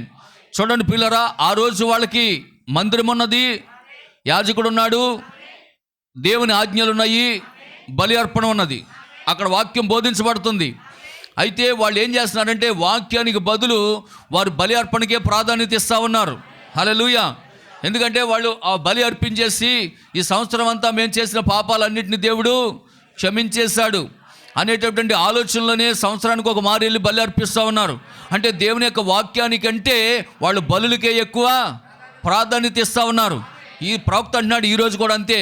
సంవత్సరానికి ఒకసారి చేసే క్రిస్మస్కే ప్రాధాన్యత ఇస్తూ ఉన్నారు, కానీ ప్రతి ఆదివారం మందిరంలో చెప్పే వాక్యానికి ప్రాధాన్యత ఇవ్వలేకపోతున్నారు. ఆమేన్. అందుకే పిల్లల ప్రవక్త అంటున్నాడు, ఆ రోజు జరిగినట్లుగానే ఈరోజు జరుగుతూ ఉన్నది. కనుక ఓ వధువా, నువ్వు ఎల్లప్పుడూ వాక్యానికే ప్రాధాన్యత ఇవ్వాలి. సంఘంలో ఎన్నో కార్యాలు జరుగుతూ ఉండొచ్చు, ఎన్నో కార్యకలాపాలు జరుగుతూ ఉండొచ్చు, వాటన్నిటికంటే వాక్యానికే ఎక్కువ ప్రాధాన్యత ఇవ్వాలి. హల్లెలూయా, దేవునికి మహిమ కలుగును గాక. ఆమేన్. కాబట్టి పిల్లరా, ప్రభు యొక్క స్వరాన్ని వినుట ఒక వ్యక్తికి ఇచ్చినటువంటి ప్రభు యొక్క మాట. హల్లెలూయా. కనుక ఇక్కడ ఏమంటున్నాడంటే, చూడండి, వాక్యం కరువైపోతున్నది. ప్రభు యొక్క స్వరాన్ని వినుట ఒక వ్యక్తి వచ్చి ప్రభు నాతో మాట్లాడాడు అని చెప్పడం చాలా అరుదైన విషయం అయి ఉన్నది. హల్లెలూయా. ఎందుకనగా ప్రభు కంటే ముఖ్యమైన అనేక కార్యక్రమాలను మనం కలిగి ఉన్నాం. అందుకే దేవుని స్వరాన్ని వినలేకపోతున్నాం. హల్లెలూయా. క్రైస్తవులని చెప్పుకొనిచున్నారు కానీ మోకరించే అనుభవం లేదు. అంటే అందరికీ కాదు, కొందరికి. ప్రార్థించే అనుభవం లేదు, ఉపవాసం ఉండే అనుభవం లేదు, ప్రవచించే అనుభవం లేదు, కలలు కనే అనుభవం లేదు, దర్శనాలు చూసే అనుభవం లేదు. ఆమేన్. దేవుని స్వరం వినే అనుభవం అంతకంటే లేదు. దేవునికి స్తోత్రం. మరి మిగిలినన్నీ చేస్తున్నారు, అన్ని పండుగలు చేసుకుంటారు, అన్ని కార్యక్రమాలు చేస్తూ ఉంటారు. ఆమేన్. హల్లెలూయా. అయితే నీవు దేని కొరకైతే దేవుని యొద్ద ప్రార్థించావో దానిని పొందుకునే వరకు కనిపెట్టి ఉండటం మంచిది. హల్లెలూయా. నిజంగా అంతా మనమే మాట్లాడటం కాదు, ఆయన మనతో మాట్లాడడానికి అవకాశం ఇవ్వాలని ఓ మాట చెప్తున్నాడు, జాగ్రత్తగానండి. అంటే ఎంతసేపు నువ్వే లోడలోడ మాట్లాడేయటం కాదు, నువ్వే అంతా దేవుణ్ణి అడిగేయటం కాదు.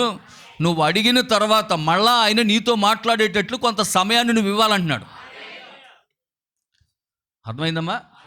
అంటే మనం ఏం చేస్తాం, మనం ప్రార్థన చేసేసి, శుక్రవారం చెప్పాను, చాలామంది వచ్చారు, శుక్రవారం చెప్పాను, మనం ఏం చేస్తామంటే ప్రార్థన చేసేసి, ప్రభా నాకు అది, ప్రభా నాకు ఇది, ప్రభా కార్డు వస్తుంది అనుకున్నాను కానీ రాలేదు ప్రభా, ఆ విఆర్ఓతో మాట్లాడినైనా దేవునికి స్తోత్రం. అవునా? ఆయనతో మాట్లాడు ప్రభా, ఈయనతో మాట్లాడు ప్రభా, సెంటు స్థలం ఇవ్వాలని ఆయన, ఈ సంవత్సరం ఇల్లు కట్టుకోవాలనుకుంటున్నాను ప్రభా, మరి నీ సిద్ధం అయితే కట్టుకోవాలి ప్రభా, అలాగా ఇలాగని అన్నీ మాట్లాడేసి ఆమె నేను వెళ్ళిపోతాం మనం. కానీ ప్రవక్త ఏమంటున్నాడంటే, నువ్వు దేవునితో మాట్లాడావు ఇప్పుడు దాకా, మరి నువ్వు దేవునితో మాట్లాడినప్పుడు దేవుడు నీతో మాట్లాడే వరకు నువ్వు ఎదురు చూడాలంటున్నాడు. హల్లెలూయా. దేవునికి స్తోత్రం కలుగును గాక. కనుక ప్రియమైనటువంటి దేవుని బిడ్డలారా, నువ్వు దేవుని స్వరం వినాలి. ఆమేన్. దేవుడు నీతో మాట్లాడే వరకు నువ్వు ఎదురు చూడాలి. హల్లెలూయా. దేవునికి స్తోత్రం కలుగును గాక. ఆయన మాట్లాడవలసిన అవసరం ఉన్నది, ఆయన స్వరం వినాలి. ఆమేన్. హల్లెలూయా. దేవునికి స్తోత్రం కలుగును గాక. ఆమేన్. కనుక ఇక్కడ చాలా జాగ్రత్తగా కొన్ని విషయాలు చెప్తున్నాడు. ఎవరైతే దేవుని యొక్క స్వరమును వినుటకు చెవులు తెరిచెదరో వారిలో ప్రతి ఒక్కరితో దేవుడు మాట్లాడటకు ఎదురు చూస్తున్నాడు. నీవు ఎల్లప్పుడూ అధికమైన పనులతో ఉండొద్దు. నీవు ఆయన సన్నిధానంలో ఉండి ఆయన స్వరమును వినుము. ఆయన స్వరమును ఆలకించుటకు ఇష్టపడు. ఆయన నీతో మాట్లాడటకు సిద్ధంగా ఉన్నాడు. రహస్య స్థలములోనికి వెళ్ళి తలుపులు వేసుకొని దేవుని స్వరమును వినుటకు సిద్ధపడు. నీవు వ్యవసాయదారుడు అయినప్పటికీ, నీవు చెప్పులు కుట్టినవాడు అయినప్పటికీ, ఆమేన్, హల్లెలూయా, దేవుడు ఇంకనూ నీతో మాట్లాడుతాడు. నీవు పాపివైనా సరే, నువ్వు వేశ్యవైనా సరే, నువ్వు వ్యభిచారివైనా సరే, నువ్వు తాగుబోతువైనా సరే, నువ్వు ఏమైనప్పటికీ సరే, దేవుడు నీతో మాట్లాడడానికి ఆయన వేచి ఉన్నాడు. హల్లెలూయా. దేవునికి స్తోత్రం కలుగును గాక. ఆయన ప్రజలను కనిపెట్టుటకు, కాపాడుటకు దేవుడు ఆయన దూతలకు ఆజ్ఞాపిస్తూ ఉన్నాడు. దేవుడు నిన్ను కనిపెడుతున్నాడు. దేవుడు గొప్పవాడు. మోషే దేవుని యందు ఎంతో నమ్మకస్తుడై ఉన్నాడు. దేవుడు మనతో మాట్లాడినట్లుగా 10 నిమిషాలు మీరు ఏం చేయాలంటే, మీరు ప్రార్థించిన తర్వాత 10 నిమిషాలు ప్రభువా నాతో మాట్లాడు. మనం పాడతాం కానీ మాట్లాడినాము. నాతో మాట్లాడు ప్రభువా, నీవే మాట్లాడుమయ్యా. నాతో మాట్లాడు ప్రభువా, నీవే మాట్లాడుమయ్యా. నీవు పలికితే నాకు మేలయ్యా, నీవు పలికితే నాకు మేలయ్యా. నీ దర్శనమే నాకు చాలయ్యా.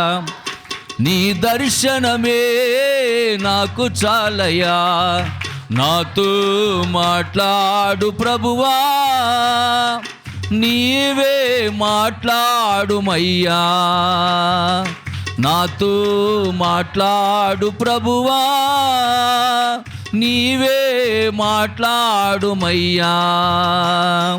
నీ వాక్యమే నన్ను బ్రతికించేది, నా బాధలలో నెమ్మదినిచ్చేది. నీ వాక్యమే నన్ను బ్రతికించేది, నా బాధలలో నెమ్మదినిచ్చేది. నీవు పలికితే నాకు మేలయా, నీవు పలికితే నాకు మేలయా, నీ దర్శనమే నాకు చాలయా, నీ దర్శనమే నాకు చాలయా. నాతో మాట్లాడు ప్రభువా, నీవే మాట్లాడుమయ్యా, నాతో మాట్లాడు ప్రభువా, నీవే మాట్లాడుమయ్యా. హల్లెలూయా. నువ్వు మాట్లాడేసి ఊరుకుండం కాదంట, ప్రభువా నువ్వు కూడా నాతో మాట్లాడయ్యా అని 10 నిమిషాలు నువ్వు మౌనంగా ఉండి దేవుని యొక్క మాట కొరకు, దేవుని యొక్క స్వరము కొరకు నువ్వు కనిపెట్టాలి. ప్రవక్త అంటున్నాడు, గడబిడలు గజిబిజలు చేస్తూ ఉంటాం, ఉద్రేకపడొద్దు. దేవుని యొద్ద నుండి ఏదైనా నీకు కావాలనుకున్నట్లయితే ఆయనను అడుగు, ఆయన ఏమి చెప్పుచున్నాడో దాన్ని ఆలకించు, ఆయన స్వరము విను.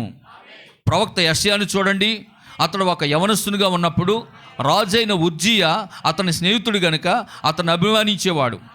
రాజైన ఉజ్జియా కూడా ఒక మంచి వ్యక్తి, అతడు ఒక నీతిమంతుడు.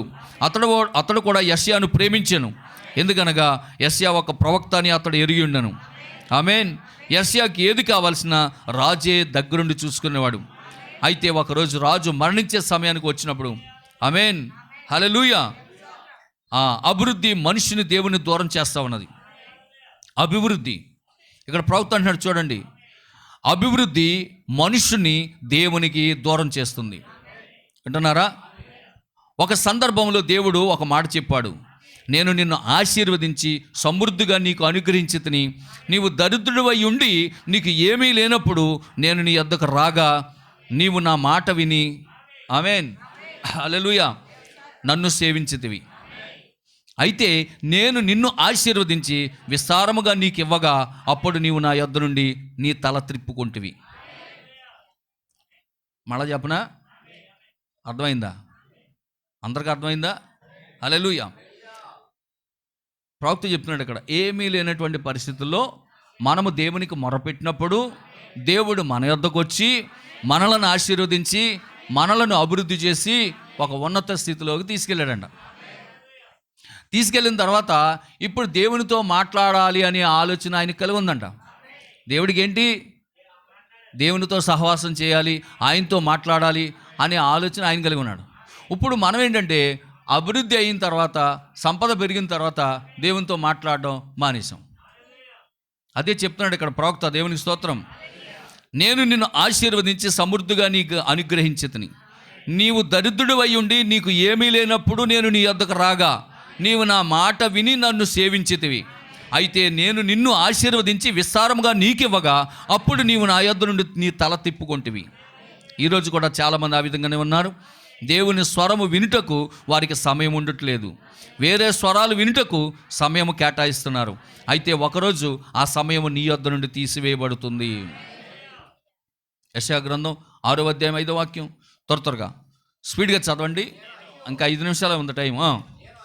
అయ్యో నేను అపవిత్రుడను, అపవిత్రమైనటువంటి పెదవులు కలిగి ఉన్నవాడును, అపవిత్రమైనటువంటి పెదవులు కలిగిన జనుల మధ్య జీవించున్నాను, నేను నశించాను. రాజును సైన్యములకు అధిపత్యగు యెహోవాను నేను కన్నులారా చూచితిని. అయిపోలేదు ఇంకా. అప్పుడు ఆ శరాబుల్లో ఒకడు తాను బలిపీఠ ముందు లేచి కారుతో నిప్పును పట్టుకొని వచ్చి నా యొద్దకు ఎగురు వచ్చి నా నోటికి దాన్ని తగిలించినప్పుడు ఇది నీ పెదవులకు తగిలిన గనుక నీ పాపమునకు ప్రాయశ్చిత్తమైన దేవునికి స్తోత్రం. నీ దోషము తొలగిపోయిను నేను దేవునికి స్తోత్రం. హల్లెలూయా. వాక్యము నీ పెదవులకు తగలాలి, వాక్యము నీ హృదయానికి తగలాలి. నీ దోషాలు పరిహరించబడాలంటే, నీ పాపములు పరిహరించబడాలంటే వాక్యం నీ హృదయంలోకి రావాలి, వాక్యం నీ పెదవుల్లోకి వెళ్ళాలి, వాక్యం నీ మనసులోకి వెళ్ళాలి, వాక్యం నీ తలంపులోకి వెళ్ళాలి. ఎందుకంటే వాక్యము అప్పొస్తున్నటువంటి పౌలు గారు హెబ్రీ 4:12 చెప్పినట్లుగా వాక్యం ఏమైందంట?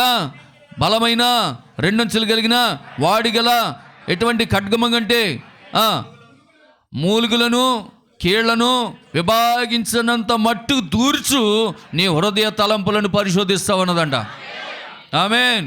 అందుకు వాక్యాన్ని ఏం చేయాలంటే మన హృదయంలోకి వెళ్ళనివ్వాలి. ఆమెన్. హల్లెలూయా. కనుక ప్రియమైనటువంటి దేవుని బిడ్డలారా, నిజంగా చూడండి, అప్పటి యెషయా మరి అపవిత్రుడిగానే జీవించాడు. ఎప్పుడైతే రాజు అయిన ఉజ్జియా మరణించాడో అప్పటి నుండి యెషయాలో మార్పు వచ్చింది. దేవుని సన్నిధిలో గడగడ వణకడం మొదలుపెట్టాడు, దేవుని స్వరం వినడం మొదలుపెట్టాడు. ఆమెన్. అలాగే పిల్లరా, దానియేలు బబులోనులో దేశంలో బానిసగా ఉన్నప్పటికీ బబులోను సిద్ధాంతాలు కానీ బబులోను ఆచారాలు కానీ అవి ఏవి కూడా అతనిపై పని చేయకుండా తను తాను అపవిత్రపరచుకోకుండా తను కాపాడుకుంటూ పరిశుద్ధుడిగా జీవించాడు. అతడు తన హృదయములో మరి నిజంగా ఉద్దేశించుకున్నాడు. అతడు దేవుని యొక్క స్వరమును వినుటకు ఆశ కలిగి ఉన్నాడు. దానియేలు గ్రంథం 10వ అధ్యాయం 13వ వాక్యం.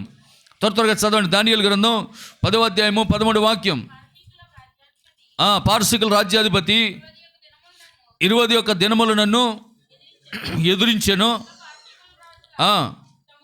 సముఖమున నేను నిలిచి ఉండగా ప్రధానాధిపతుల్లో మికాయేలు అను ఒకడు నాకు సహాయం చేయవచ్చును. చూడండి, దానియేలు ప్రార్థనకి జవాబు రావడానికి ఎంత టైం పట్టిందో చూడండి. దానియేలు ప్రార్థనకి జవాబు రావడానికి, సహాయం చేయడానికి సమయం పట్టింది 21 దినాలు. విన్నారా? మరి మనం ప్రార్థన చేసేసి వెళ్ళిపోతాం. ఇచ్చాడులే, దేవుడికి మాత్రం ఏం ఖాళీ ఉంటుంది. దేవునికి స్తోత్రం. ఒకసారి ఇలాగే గవర్నమెంట్ మీ ఊరే గవర్నమెంట్ వెళ్ళినప్పుడు ఒక ఆవిడ ఉంది, ప్రార్థన చేయమన్నాను. అమ్మ ప్రార్థన చేసావా? లేదా అయ్యగారు ఏం చేస్తాను లేండి, ఏం చేస్తాం, పాపం ఆయనకు మాత్రం యాడ్ ఖాళీ ఉంటుంది అన్నది. ఏంటంట, ఎంతమంది ప్రార్థనలు విన్నారు కదా అయ్యగారు, మరి మరి మరి మన ప్రార్థన ఏమింటాడు ఆయన? ఎంతమంది మీరు చేస్తున్నారు ప్రార్థన, మరి మీరు చేస్తున్నారు, మీ ప్రార్థన వినాలా? బాబ్జీ గారు ప్రార్థన చేస్తున్నారు, ఆయన ప్రార్థన వినాలా? ఇంతమంది చేస్తున్నప్పుడు ఇంక నా ప్రార్థన ఎందుకు లేని నేను చేయలేదండి. దేవునికి స్తోత్రం. వింటున్నారా? కాబట్టి పిల్లరా, నీ ప్రార్థన ఆలకిస్తాడు, నా ప్రార్థన ఆలకిస్తాడు. ఎందుకంటే ఆయనకి ఏమైనాడు? సర్వాంతర్యమైనాడు. ఏమైనాడు చెప్పండి? సర్వాంతర్యామి. అంటే అందుగలడు ఇందుగలడు అని సందేహములు ఎందుకు ఎందెందు వెతకనా అందేగలడు అంటున్నాడు. హల్లెలూయా. అంటే ఎక్కడైనా ఉంటాడు ఆయన. అవునా? దీనికి ఉదాహరణ మీరు చూడండి, ఊడుపులు ఉడుతారు కదా, ఊడుపులు ఉడిచే చేలో నీరు కడతారు కదా, నార్మల్ కట్టుంటాయి కదా. దేవునికి స్తోత్రం. హల్లెలూయా. నార్మల్ కట్టున్న అంటే ఒక ఆవిడ అడిగిందంట, భక్సింగ్ గారినో ఎవరన్నా, మరి ఆయన పేరు ముడి గారినో, ఏమంటే దేవుడు ఒక్కడే అంటున్నారో. దేవుడు అక్కడైతే మరి ఇన్ని దేశాలు ఉన్నాయి, అన్ని దేశాలకి ఒకే దేవుడు ఎలా పరిపాలన చేస్తాడు, ఎలా చూస్తాడండి? నాకు చెప్పండి సమాధానం ఉందంట. దేవునికి స్తోత్రం. అయ్యి బాబు, ఇప్పుడు మంచి ప్రశ్న చేస్తుందండి ఆయన, ఎప్పుడు నాకే రాలేదు ఇలాంటిది. దేవునికి స్తోత్రం. ఇదే సమయంలో ఇక్కడ మన ప్రార్థనలకు ఎంతున్నాడు. అవునా? ఇప్పుడు మేమంటున్నాం, మనం దేవుడు మన మధ్య ఉన్నాడు, మన ప్రార్థనలకు ఇస్తున్నాడు, మనం ప్రార్థన చేయండి అంటున్నాం. మరి పాలకొల్లో ప్రార్థన చేస్తున్నారు, ఆళ్ళకి అంటున్నారు దేవుడు మన మధ్య ఉన్నాడు, ఇప్పుడు ప్రార్థన చేయండి అంటున్నారు. మరి అక్కడ దేవుడు ఉండాలి. ఇప్పుడు అమెరికాలో ప్రార్థన చేస్తున్నారు, అక్కడ దేవుడు ఉండాలి. ఇవన్నీ ఆలోచించి బుర్ర హీట్ ఎక్కింది ఏంటో పాస్టర్ దగ్గరికి వచ్చి, అంటే మీరు దేవుడు ఒక్కడే అంటున్నారు, ఇన్ని చోట్ల ఎక్కడ ఎలాగుంటాడంటే ఈయనకు డౌట్ వచ్చిందంట. దేవునికి స్తోత్రం. మంచి ప్రశ్న వేసామా? నాకే రాలేదు ఇలాంటి ప్రశ్న, మరి నాకు కొంచెం టైం ఇయ్యి, వచ్చే వారం చెప్తానంట. దేవునికి స్తోత్రం. హల్లెలూయా. ఆయన వెళ్ళి ప్రార్థనలో ఉన్నాడు, ప్రభా వచ్చే వారం మళ్ళీ అడుగుతుంది ఆవిడ, దేవుడు అక్కడైతే ఇన్ని చోట్ల ఎలా ఉన్నాడు అని అడుగుతుంది. ఎలా చెప్పండి ప్రభు అంటే, దేవుడు దర్శనం చూపిస్తున్నాడు, కళ చూపిస్తున్నాడు. ఏంటి? నార్మళ్ళు నీరేసేసి, నీరు పుల్లుగా పెట్టేసి, మళ్ళు ఉంటాయి కదా ఇలాగా చేలుగట్లు వేసేస్తే అక్కడ తీసుకెళ్ళాడంటే ఇన్ని నడు చూపిస్తాను రా అని తీసుకెళ్ళి చూపిస్తే, పైకి చూడానంట. పైకి చూస్తే చంద్రుడు కనపడుతున్నాడు, కిందకు చూడానంట. ప్రతి మళ్ళలోనూ ఒక్కొక్క చంద్రుడు కనపడుతున్నాడు. లెక్కెట్టానంట. 1 2 3 4 5 6 మొత్తం చంద్రులు అన్నీ కనపడుతున్నాయా చేల్లోను? ఇదే చెప్పేళ్ళు అన్నాడు. ఇదే చెప్పెళ్ళి నేను సర్వాంతర్యామిని, నేను ఎక్కడైనా ఉండగలను. ఇదే సమయంలో 12:30 గంటలకి బగ్గేస్లో ఉండగలను. ఇదే 12 గంటలకి, ఇదే 12:30 సమయంలో బంగ్లాదేశ్లో ఉంటాను చెప్పెళ్ళి అన్నాడు. ఆమేన్, హల్లెలూయా. కనుక పిల్లరా, ఒకే సర్వాంతర్యమైన దేవుడు మనం ఆరాధిస్తున్న దేవుడు. కాబట్టి సమయం చూడండి, 21 రోజులు సమయం పట్టిందంట దానియేలుకి ప్రార్థనకి జవాబు రావడానికి. అందుకే పిల్లరా, దేవుని యొక్క స్వరాన్ని మనం వినాలి. యేసుప్రభు చెప్పారు చూడండి, యోహాను సువార్త 10వ అధ్యాయం 27 వాక్యం. త్వరగా చదవండి, నేను ముగిస్తాను. యోహాను సువార్త 10వ అధ్యాయము 27 వాక్యం. నా గొర్రెలు నా స్వరమును వినును, నేను వాటిని ఎరుగుదును, అవి నన్ను వెంబడించును, నేను వాటికి నిత్య జీవాన్ని ఇస్తా ఉన్నాను. దేవునికి స్తోత్రం, హల్లెలూయా. ఏమన్నాడు చెప్పండి? నా గొర్రెలు నా స్వరమును మాత్రమే వింటాయి, వేరే స్వరమును వినవు. నా గొర్రెలు నా స్వరం వింటాయి, నేను వాటికి నిత్య జీవాన్ని ఇస్తా ఉన్నాను. ఎప్పుడు కూడా దగ్గర కాపరు ఉన్నాడు అనుకోండి, ఆ స్వరం వింటా, ఏ దా అంటాడు అంతే. టక్కన ఓహో మా కాపరు ఇక్కడే ఉన్నాడు అనుకుంటాయి. అవునా కదా? అంతే కదా? కాపరు ఏమంటాడు, ఏ దా అంటాడు. ఆ స్వరం వింటూ ఉంటాయి, అంటే మా కాపరు ఇక్కడే ఉన్నాడు అనే ధైర్యం ఉంటుంది అడిగి. కాబట్టి విశ్వాసులైనటువంటి వారు ఎప్పుడు ఏం చేయాలి చెప్పండి? ఆయన స్వరాన్ని వింటూ ఉండాలి, ఆయన స్వరాన్ని వింటూ ఉండాలి. వింటూ ఉంటే మనకు భయం అనేది ఉండదు. యోహాను సువార్త త్వర చదవండి, 5వ అధ్యాయం 28 29. యోహాను సువార్త 5వ అధ్యాయం 28. దీనికి ఆశ్చర్యపడొద్దు, ఒక కాలం వచ్చున్నది, ఆ కాలమున సమాధిలో ఉన్నవారందరూ ఆయన శబ్దము విని, ఆయన స్వరం విని, ఆయన మాట విని ఏం చేస్తారంట?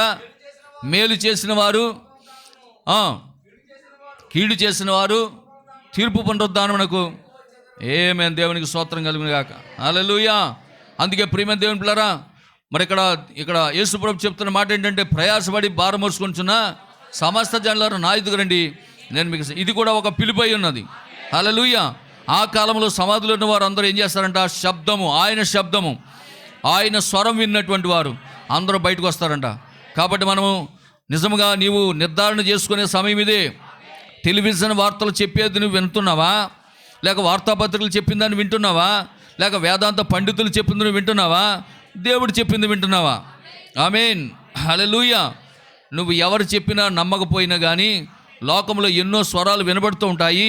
అయితే యేసు ఒకే మాట చెప్పాడు, నా గొర్రెలు నా స్వరమును మాత్రమే వింటాయి, హల్లెలూయా. వాటికి నేను నిత్య జీవాన్ని ఇస్తున్నా అన్నాడు. ఆమేన్. మార్క్సు వార్త 7:7. త్వరగా మార్క్సు వార్త 7వ అధ్యాయం 7వ వాక్యం. వారు మానవులు కల్పించిన పద్ధతులు, అది దైవోపదేశములు. ఆ స్వరం వేరది, ఈ మనుషులు పెట్టుకున్న స్వరాలు వేరు. దేవుడు పెట్టిన స్వరం, దేవుడు పిలిచే స్వరాన్ని కాకుండా వాళ్ళు మనుషులు కల్పించుకున్న పద్ధతులు. మానవ స్వరం వినొద్దు అంటున్నాడు. నువ్వు దేవుని స్వరం వినాలి. మానవులు కల్పించిన పద్ధతులు దైవోపదేశములను బోధించు నన్ను వ్యర్థముగా ఆరాధించుతున్నారు. దేవునికి స్తోత్రం. ఆరాధన ఎలా చేయాలో దేవుడు చెప్పాడు, ఆరాధన క్రమం ఏంటో దేవుడు చెప్పాడు, ఆరాధన క్రమం ఏంటో బైబిల్లో దేవుడు పెట్టాడు. ఆరాధన క్రమం ప్రకారం నువ్వు బైబిల్లో ఉన్న ఆరాధన క్రమం ప్రకారం ఆరాధన చేయకుండా మనుషులు పెట్టినటువంటి పారంపర్యాచారం చొప్పున నువ్వు కనుక వెళితే ఖచ్చితంగా నువ్వు ఎక్కడ ఉంటావు అంటే పర్వతాలలో ఉంటావు. కనుక దేవుడు పెట్టిన క్రమంలో నువ్వు నడవాలి. అందుకే దేవుడు అన్నాడు, 4వ అధ్యాయం యోహాను సువార్త 4వ అధ్యాయం 23 వాక్యంలో చెప్పండి త్వరగా, 4వ అధ్యాయం 23. అయితే యథార్థంగా ఆరాధించేవాళ్ళు, అదనమాట, యథార్థంగా ఆరాధించేవాళ్ళు ఏం చేయాలంటే ఆత్మతోనూ సత్యముతోనూ తండ్రిని ఆరాధించాలి. దేవునికి స్తోత్రం. అంతేగాని మనుషులు కల్పించిన ఆరాధన పద్ధతులు అవలంబించకూడదు, మనుషులు కల్పించినటువంటి ఆచారాలు అవలంబించకూడదు, మనుషుల స్వరాలు వినకూడదు. నువ్వు దేవుని స్వరాన్ని వినాలి. ఆమేన్. 2:37 అపొస్తలుల కార్యములందు 2:37.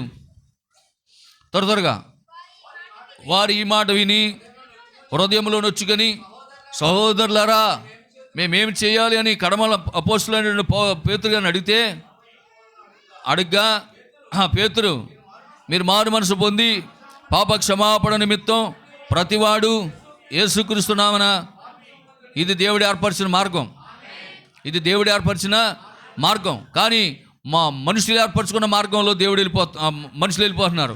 మనుషులు పెట్టుకున్న ఆచారాలు, మనుషులు పెట్టుకున్న పద్ధతులు మనుషులు వెళ్ళిపోతున్నారు. కానీ దేవుడు పెట్టిన పద్ధతి ఒకటి ఉంది. దేవుడు ఒక వ్యక్తికి పరలోకపు తాళపు రాజ్య చెవులు ఇచ్చాడు. పరలోకపు తాళపు చెవులు దేవుడు ఒక వ్యక్తికి ఇచ్చాడా? మత్తయి సువార్త 16:19. మత్తయి సువార్త 16:19. పరలోక రాజ్యపు తాళపు చెవులు నీకిచ్చేదను. నువ్వు భూలోకమందు దేన్ని బంధించదవో అది పరలోకమందును బంధించబడుతుంది. భూలోకమందు దేన్ని విప్పుతావో విప్పబడి. అది ఏమి ఇప్పాడు? 38 ఇప్పాడు అనమాట. మీరు యేసుకృష్ణుల బాప్తిసం పొందండి, అప్పుడు పరలోకంలో మీరు ఖచ్చితంగా ఉంటారు. మీరు మీ పిల్లలు కూడా ఉంటారు. ఇది దేవుడు ఇక్కడ పౌలు గారి ద్వారా, పేతురు గారి ద్వారా చెప్పిన మాట. కాబట్టి మనుషుల యొక్క పారంపర్యాచాల చొప్పున నడుచుకోకుండా దేవుని యొక్క విధానంలో కనుక మనం వెళ్ళగలిగినట్లయితే, దేవుని స్వరాన్ని కనుక వినగలిగినట్లయితే ఒత్తిడి నుండి విడిపించబడి నిబ్బరముగాను నిమ్మళముగాను జీవించగలుగుతాం. 17 వాక్యం చదవండి. యెషయా గ్రంథం 32:17 చదవండి.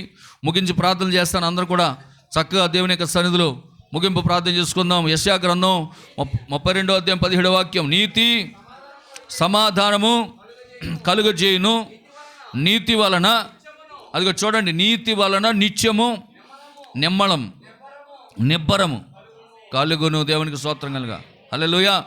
కాబట్టి ప్రియమైన దేవుని పిల్లరా, ఒత్తిడిని విడిచిపెట్టాలంటే దేవుని స్వరాన్ని వినాలి. నీకున్న ఒత్తిడి ఎటువంటిదైనా కావచ్చు. నీ భర్త ద్వారా ఒత్తిడి కావచ్చు, నీ భార్య ద్వారా ఒత్తిడి కావచ్చు, నీ బిడ్డల ద్వారా ఒత్తిడి కావచ్చు, నీ వ్యాపారంలో ఒత్తిడి కావచ్చు, నీ ఉద్యోగంలో ఒత్తిడి కావచ్చు, నీ యొక్క స్కూల్లో ఒత్తిడి కావచ్చు. నువ్వు ఎటువంటి నరాల ఒత్తిడి ఉద్రిక్తతలో ఉన్నా సరే, నువ్వు దేవుని స్వరాన్ని కనుక వినగలిగినట్లయితే నీవు ఆ ఒత్తిడి నుంచి విడుదల పొందుకొని దేవుని రాజ్యంలో ఉండగలుగుతావు. అందుకే ఈరోజు నీకు దేవుని స్వరం అవసరమై ఉన్నది. హల్లెలూయా. దేవునికి మహిమ కలుగును గాక.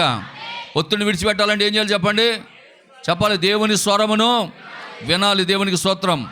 అర్థమైందా? వింటారా? మరి వింటారా?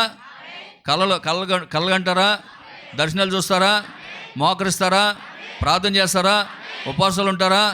ఇవన్నీ ఒక క్రైస్తవుడికి ఉండవలసిన లక్షణాలు. మోకరించే అనుభవం ఉండాలి, ఉపవాసం ఉండే అనుభవం ఉండాలి, ప్రార్థించే అనుభవం ఉండాలి, కళలు కనే అనుభవం ఉండాలి, దర్శనాలు చూసే అనుభవం ఉండాలి, ప్రవచించే అనుభవం. ఇవి ప్రతి విశ్వాసి కలిగి ఉండాలి. రాబోయే ప్రమాదం నుంచి తప్పించుకోవాలంటే ఇవి ఖచ్చితంగా ఉండాలి. దేవుని స్వరాన్ని వింటూ ఉండాలి. ఆమేన్. అందుకే ప్రియమైన దేవుని పిల్లలు, ఇవన్నీ అబ్రహాముకు ఉన్నాయి కాబట్టి జరగబోయే సంగతులు నేను నా స్నేహితుడైన అబ్రహాముకి చెప్పకుండా ఉందునా అన్నాడా?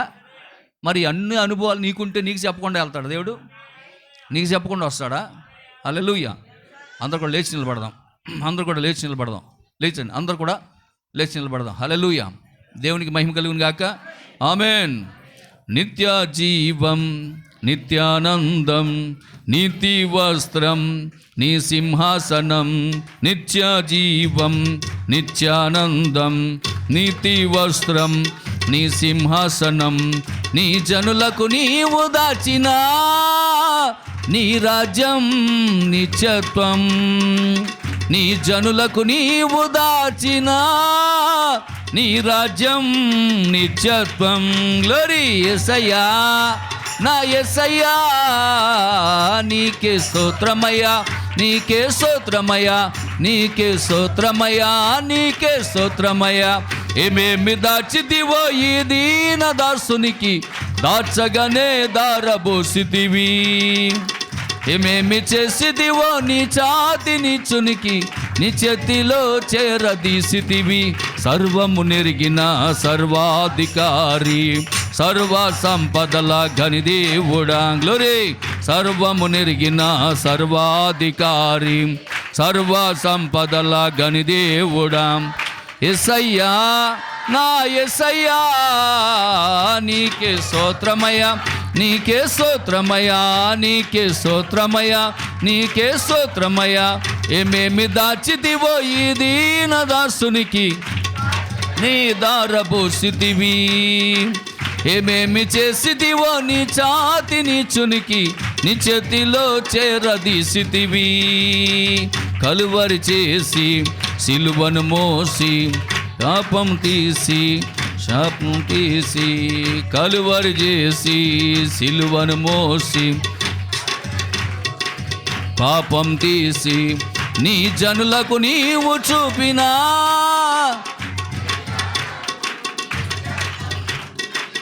నీ జనులకు నీవు చేసిన బలియాగం విమోచనం. గ్లోరీ యేసయ్యా, నా యేసయ్యా, నీకే స్తోత్రమయ్యా, నీకే స్తోత్రమయ్యా, నీకే స్తోత్రమయ్యా, నీకే స్తోత్రమయ్యా. హల్లెలూయా, హల్లెలూయా, హల్లెలూయా. ప్రార్థన చేద్దాం. అందరూ కూడా తలలు వంచి కళ్ళు మూసుకొని దేవుని వైపు చూస్తూ హల్లెలూయా, హల్లెలూయా. దేవుడు ఈ మధ్యాహ్న కాల సమయంలో దేవుని స్వరాన్ని నువ్వు విన్నావు. ఓ ప్రియమైన దేవుని బిడ్డలారా, నిజంగా దేవుని యొక్క స్వరాన్ని కనుక నువ్వు వింటే ఏ బెదురు లేకుండా, ఏ బెంగ లేకుండా, నిమ్మళముగా, నిర్భయముగా నువ్వు జీవించగలుగుతావు. నీ నరాల ఒత్తిడి నుండి, నీ ప్రతి సమస్యల నుండి, నీకున్న ప్రతి ఆర్థిక పరిస్థితుల నుంచి నువ్వు విడుదల పొందుకుంటావు. ఓ ధైర్యం కలిగి జీవిస్తావు, నిబ్బరం కలిగి జీవిస్తావు. ఎందుకంటే దేవుని యొక్క స్వరాన్ని నువ్వు వింటున్నావు కనుక. ఈ మధ్యాహ్న కాల సమయంలో దేవుని స్వరాన్ని నువ్వు విన్నావు. నీ ఒత్తిడి విడిచిపెట్టు. నీకున్న ఎటువంటి సమస్య అయినా, నీకున్న ఎటువంటి బాధ అయినా, నీకున్నటువంటి ఎటువంటి వ్యాధి అయినా సరే, ఇదిగో ఈరోజు నీతో మాట్లాడాడు దేవుడు. నా గొర్రెలు నా స్వరం వినును, అవి నన్ను వెంబడించును, వాటికి నేను నిత్య జీవాన్ని ఇస్తానన్నాడు. దేవుడు తప్పకుండా అలాంటి నిత్య జీవం మీకు ఇవ్వాలని నేను మనసారా కోరుకుంటున్నాను. ప్రార్థన చేద్దాం. పరిశుద్ధుడా, ప్రేమమయుడా యేసుక్రీస్తు ప్రభువా, నీకు వందనాలు. ఈ మధ్యాహ్న కాల సమయంలో ప్రభా, ఎంతవరకు అయా నీ బిడ్డలైనటువంటి ప్రభా మమ్మల్ని మీరు ప్రేమించి ఈ పునరుద్ధాన దినమందునైనా నీ సన్నిధిలో ప్రార్థించే ఆ గొప్ప మహాభాగ్యమునైనా మీరు మాకు ఇచ్చినందుకే నీకు స్తోత్రాలు చెల్లిస్తున్నాం. నిజమే నాయన, ఒత్తిడిని విడిచిపెట్టుడు అనే వర్తమానంలోంచి, అలాగే నాయన దేవుని స్వరమును వినుట అనే వర్తమానంలోంచి, ఈ రెండిట్లోంచి కూడా ప్రభా మీరు మాతో మాట్లాడారు. అందులో బట్టి నీకు స్తోత్రములు, వందనాలు, కృతజ్ఞతాస్తుతులు నాయన చెల్లిస్తున్నాం ప్రభా. ఈ మధ్యాహ్న కాల సమయంలో పునరుద్ధాన ఆరాధనలో మాతో మాట్లాడేందుకు వందనాలు. ఇక్కడి నుంచి నీ స్వరం వింటాము నాయన, మోకరిస్తాం ప్రభా, ప్రార్థిస్తాము నాయన, ఉపవాసం ఉంటాము నాయన, కలలు కంటాం ప్రభా, దర్శనాలు చూస్తాము నాయన, ప్రవచిస్తాం ప్రభా. అలాంటి అనుభవాల్లోనికి మమ్మల్ని నడిపించండి. మాకు మీరు కాపరిగా ఉండండి. ఏ భయము, బెంగ, బెదురు లేకుండా జీవించే ఆ గొప్ప భద్రత, నిరీక్షణ మాకు దయచేయండి. యెహోవా నామే బలమైన దుర్గము, నీతివంతుడు అందులోకి పరిగెత్తి సురక్షితంగా ఉంటాడు కనుక ప్రభా, అలాంటి గొప్ప ధన్యత మాకు అందరికీ దయచేయమని ఈ మధ్యాహ్న కాల సమయంలో విన్న వాక్యాన్ని మా హృదయంలో హత్తుకొని వాక్య ప్రకారం జీవించే ఆ గొప్ప కృప ధన్యత మా అందరికీ మీరు అనుగ్రహించమని ప్రభా నీ కృపలను హస్తాలకు అప్పగిస్తూ ఉన్నాం. అలాగే నాయన చేరువచ్చిన బిడ్డలందరూ కూడా దీవించండి. ఇదిగో గవర్పేట నుంచి వచ్చినటువంటి సహోదరుని దీవించండి. తన భర్త విదేశాలు వెళ్తూ ఉన్నాడు. ఆ భర్త విషయంలో కూడా ప్రార్థిస్తున్నాం నాయన, యోగ్యమైనటువంటి నాయన ప్రయాణం దయచేయండి. టికెట్ విషయంలో, వీసా విషయంలో మీకు కనుగరం చూపించండి నాయన. దేవానికి స్తోత్రాలు. అలాగే ప్రభా ఈరోజు రాత్రికి, అలాగే బుధవారం రాత్రికి జరుగుతున్న కోటాలు దీవెనకరంగా జరిగించండి. అలాగే నేను వచ్చే ఆదివారం నాయన మరి గూడూరు అనే ప్రాంతంలో ప్రభా అక్కడ వాక్యం చెప్పడానికి వెళ్తున్నాను ప్రభా, సహాయం చేయండి. దేవానికి వందనాలు. అలాగే ప్రభా ఈరోజు పెళ్లి రోజు జరుపుకున్నటువంటి తిమోతి గారి ఫ్యామిలీని మీరు దీవించండి ఆయన, ఆశీర్వదించండి. అలాగే ఈరోజు ప్రయాణమై వెళ్తున్నటువంటి బ్యోలా జ్ఞాపకం చేసుకోండి నాయన. నీ కుమార్తెను మీరు బలపరచండి ప్రభా. నాయన పుట్టబోయే బిడ్డకు దీర్ఘాయుష్యం దయచేయండి. తల్లి బిడ్డలకు క్షేమకరంగా ఉంచండి నాయన. నీకు స్తోత్రాలు, వందనాలు, కృతజ్ఞతలు చెల్లిస్తూ ఉన్నాం. అలాగే ఈరోజు మా మధ్యకు వచ్చినటువంటి నూతనంగా వచ్చినటువంటి బిడ్డలు దీవించండి. బ్రదర్ నాయన తన బిడ్డలు తీసుకుని, తన భార్యను తీసుకుని నాయన నీ సన్నిధికి వచ్చారు ప్రభా. ఆ సహోదరుని దీవించండి. పేరు నాకు తెలియదు కానీ ఆ సహోదరుని దీవించండి. ఆయన చేసిన పని పట్ల తోడుండండి. తన భార్యను, బిడ్డలను, తన కుటుంబాన్ని అందరిని ఒక్కొక్కరిని పేరు పేరుని ఆశీర్వదించండి ప్రభా. నీకు స్తోత్రాలు చెల్లిస్తూ ఉన్నాం. ఇక్కడ ఎవరైనా బలహీనలు వచ్చి ఉంటే బలపరచండి, రోగులు వచ్చి ఉంటే ముడి బాగు చేయండి ప్రభా. ఇదిగో లక్ష్మీశ్వరం నుంచి వచ్చినటువంటి చింతపల్లి లక్ష్మి కొరకు ప్రార్థించాము నాయన. ఆ బిడ్డను వెంబడిస్తున్న దెయ్యపు శక్తుల నుంచి విడుదల దయచేయండి, దురాత్మ శక్తుల నుంచి విడుదల దయచేయండి. నీ అద్భుతమైనటువంటి కార్యం జరిగించండి. ఆయా పరిసర ప్రాంతాల నుంచి, దూర దూర ప్రాంతాల నుంచి వచ్చిన బిడ్డలందరిని ఆశీర్వదించండి. ఓ నాయన, వివాహాలు కావాల్సిన బిడ్డలకు వివాహాలు, ఉద్యోగాలు లేని బిడ్డలకు ఉద్యోగాలు నాయన మీరు దయచేయమని సందులో ప్రార్థిస్తున్నాం. మరి ముఖ్యంగా రక్షణ లేని బిడ్డలకు రక్షణ దయచేయండి. ఇదిగో నాయన దుర్గా ప్రసాద్ గారిని, తన భార్య స్వాతిని దీవించండి. నేను చేస్తున్న వ్యాపార విషయంలో కూడా సహాయం చేయండి. నీ స్వరం వినాలని నీ మాట కొరకు నాయన వచ్చారు ప్రభా. తన వ్యాపారం కూడా నాయన దేవుని సేవకులు చెప్పిన మాటకు లోబడి నాయన మరిదిగో ప్రభా ఉదయకాల సమయంలో ప్రభా ఈ పునరుద్ధాన ఆరాధన ఎందు తన కొట్టు కూడా నాయన కట్టేసి వచ్చారు ప్రభా. తప్పక మధ్యాహ్నం తీసుకున్నప్పుడు ఉదయం నుంచి జరిగే వ్యాపారం అంతా కూడా వారికి సమృద్ధిగా ఈ మధ్యాహ్నం నుంచి వ్యాపారం మంచిగా జరుగునుగాక ప్రభా. సహాయం చేయండి, నీ కార్యం జరిగించండి. మహిమ గంత ప్రభావం మీరు పొందుకోండి. ఇక్కడ ఎవరైతే బలహీనలు ఉన్నారో బలపరచండి, రోగులుంటి ముడి బాగు చేయండి నాయన. నీ రాకడకు మమ్మల్ని సిద్ధపరచమని ప్రభా. నీ కృప కలిగిన హస్తాలకు మమ్మల్ని అందరిని అప్పగించుకుంటూ ప్రభు యేసుక్రీస్తు నామములో ప్రార్థించి స్తుతించి వేడుకొంచున్నాము తండ్రి. మన ప్రభు యేసుక్రీస్తు వారి యొక్క కృప, దీవెన, సన్నిధి, సహవాసము ఇక్కడ చేరిన మనకు సకల పరిశుద్ధులకు మరి ముఖ్యంగా ఈ కూటంలో పాలు పంపులు పొందిన మనందరికీ సదా దేవుడి తోడు నడిపించి ఈ వారమంతా కాపాడును గాక. Amen, amen. షాలోమ్. God bless you. ప్రభు మిమ్మల్ని అందరూ దీవించును గాక. అందరికీ వందనాలు.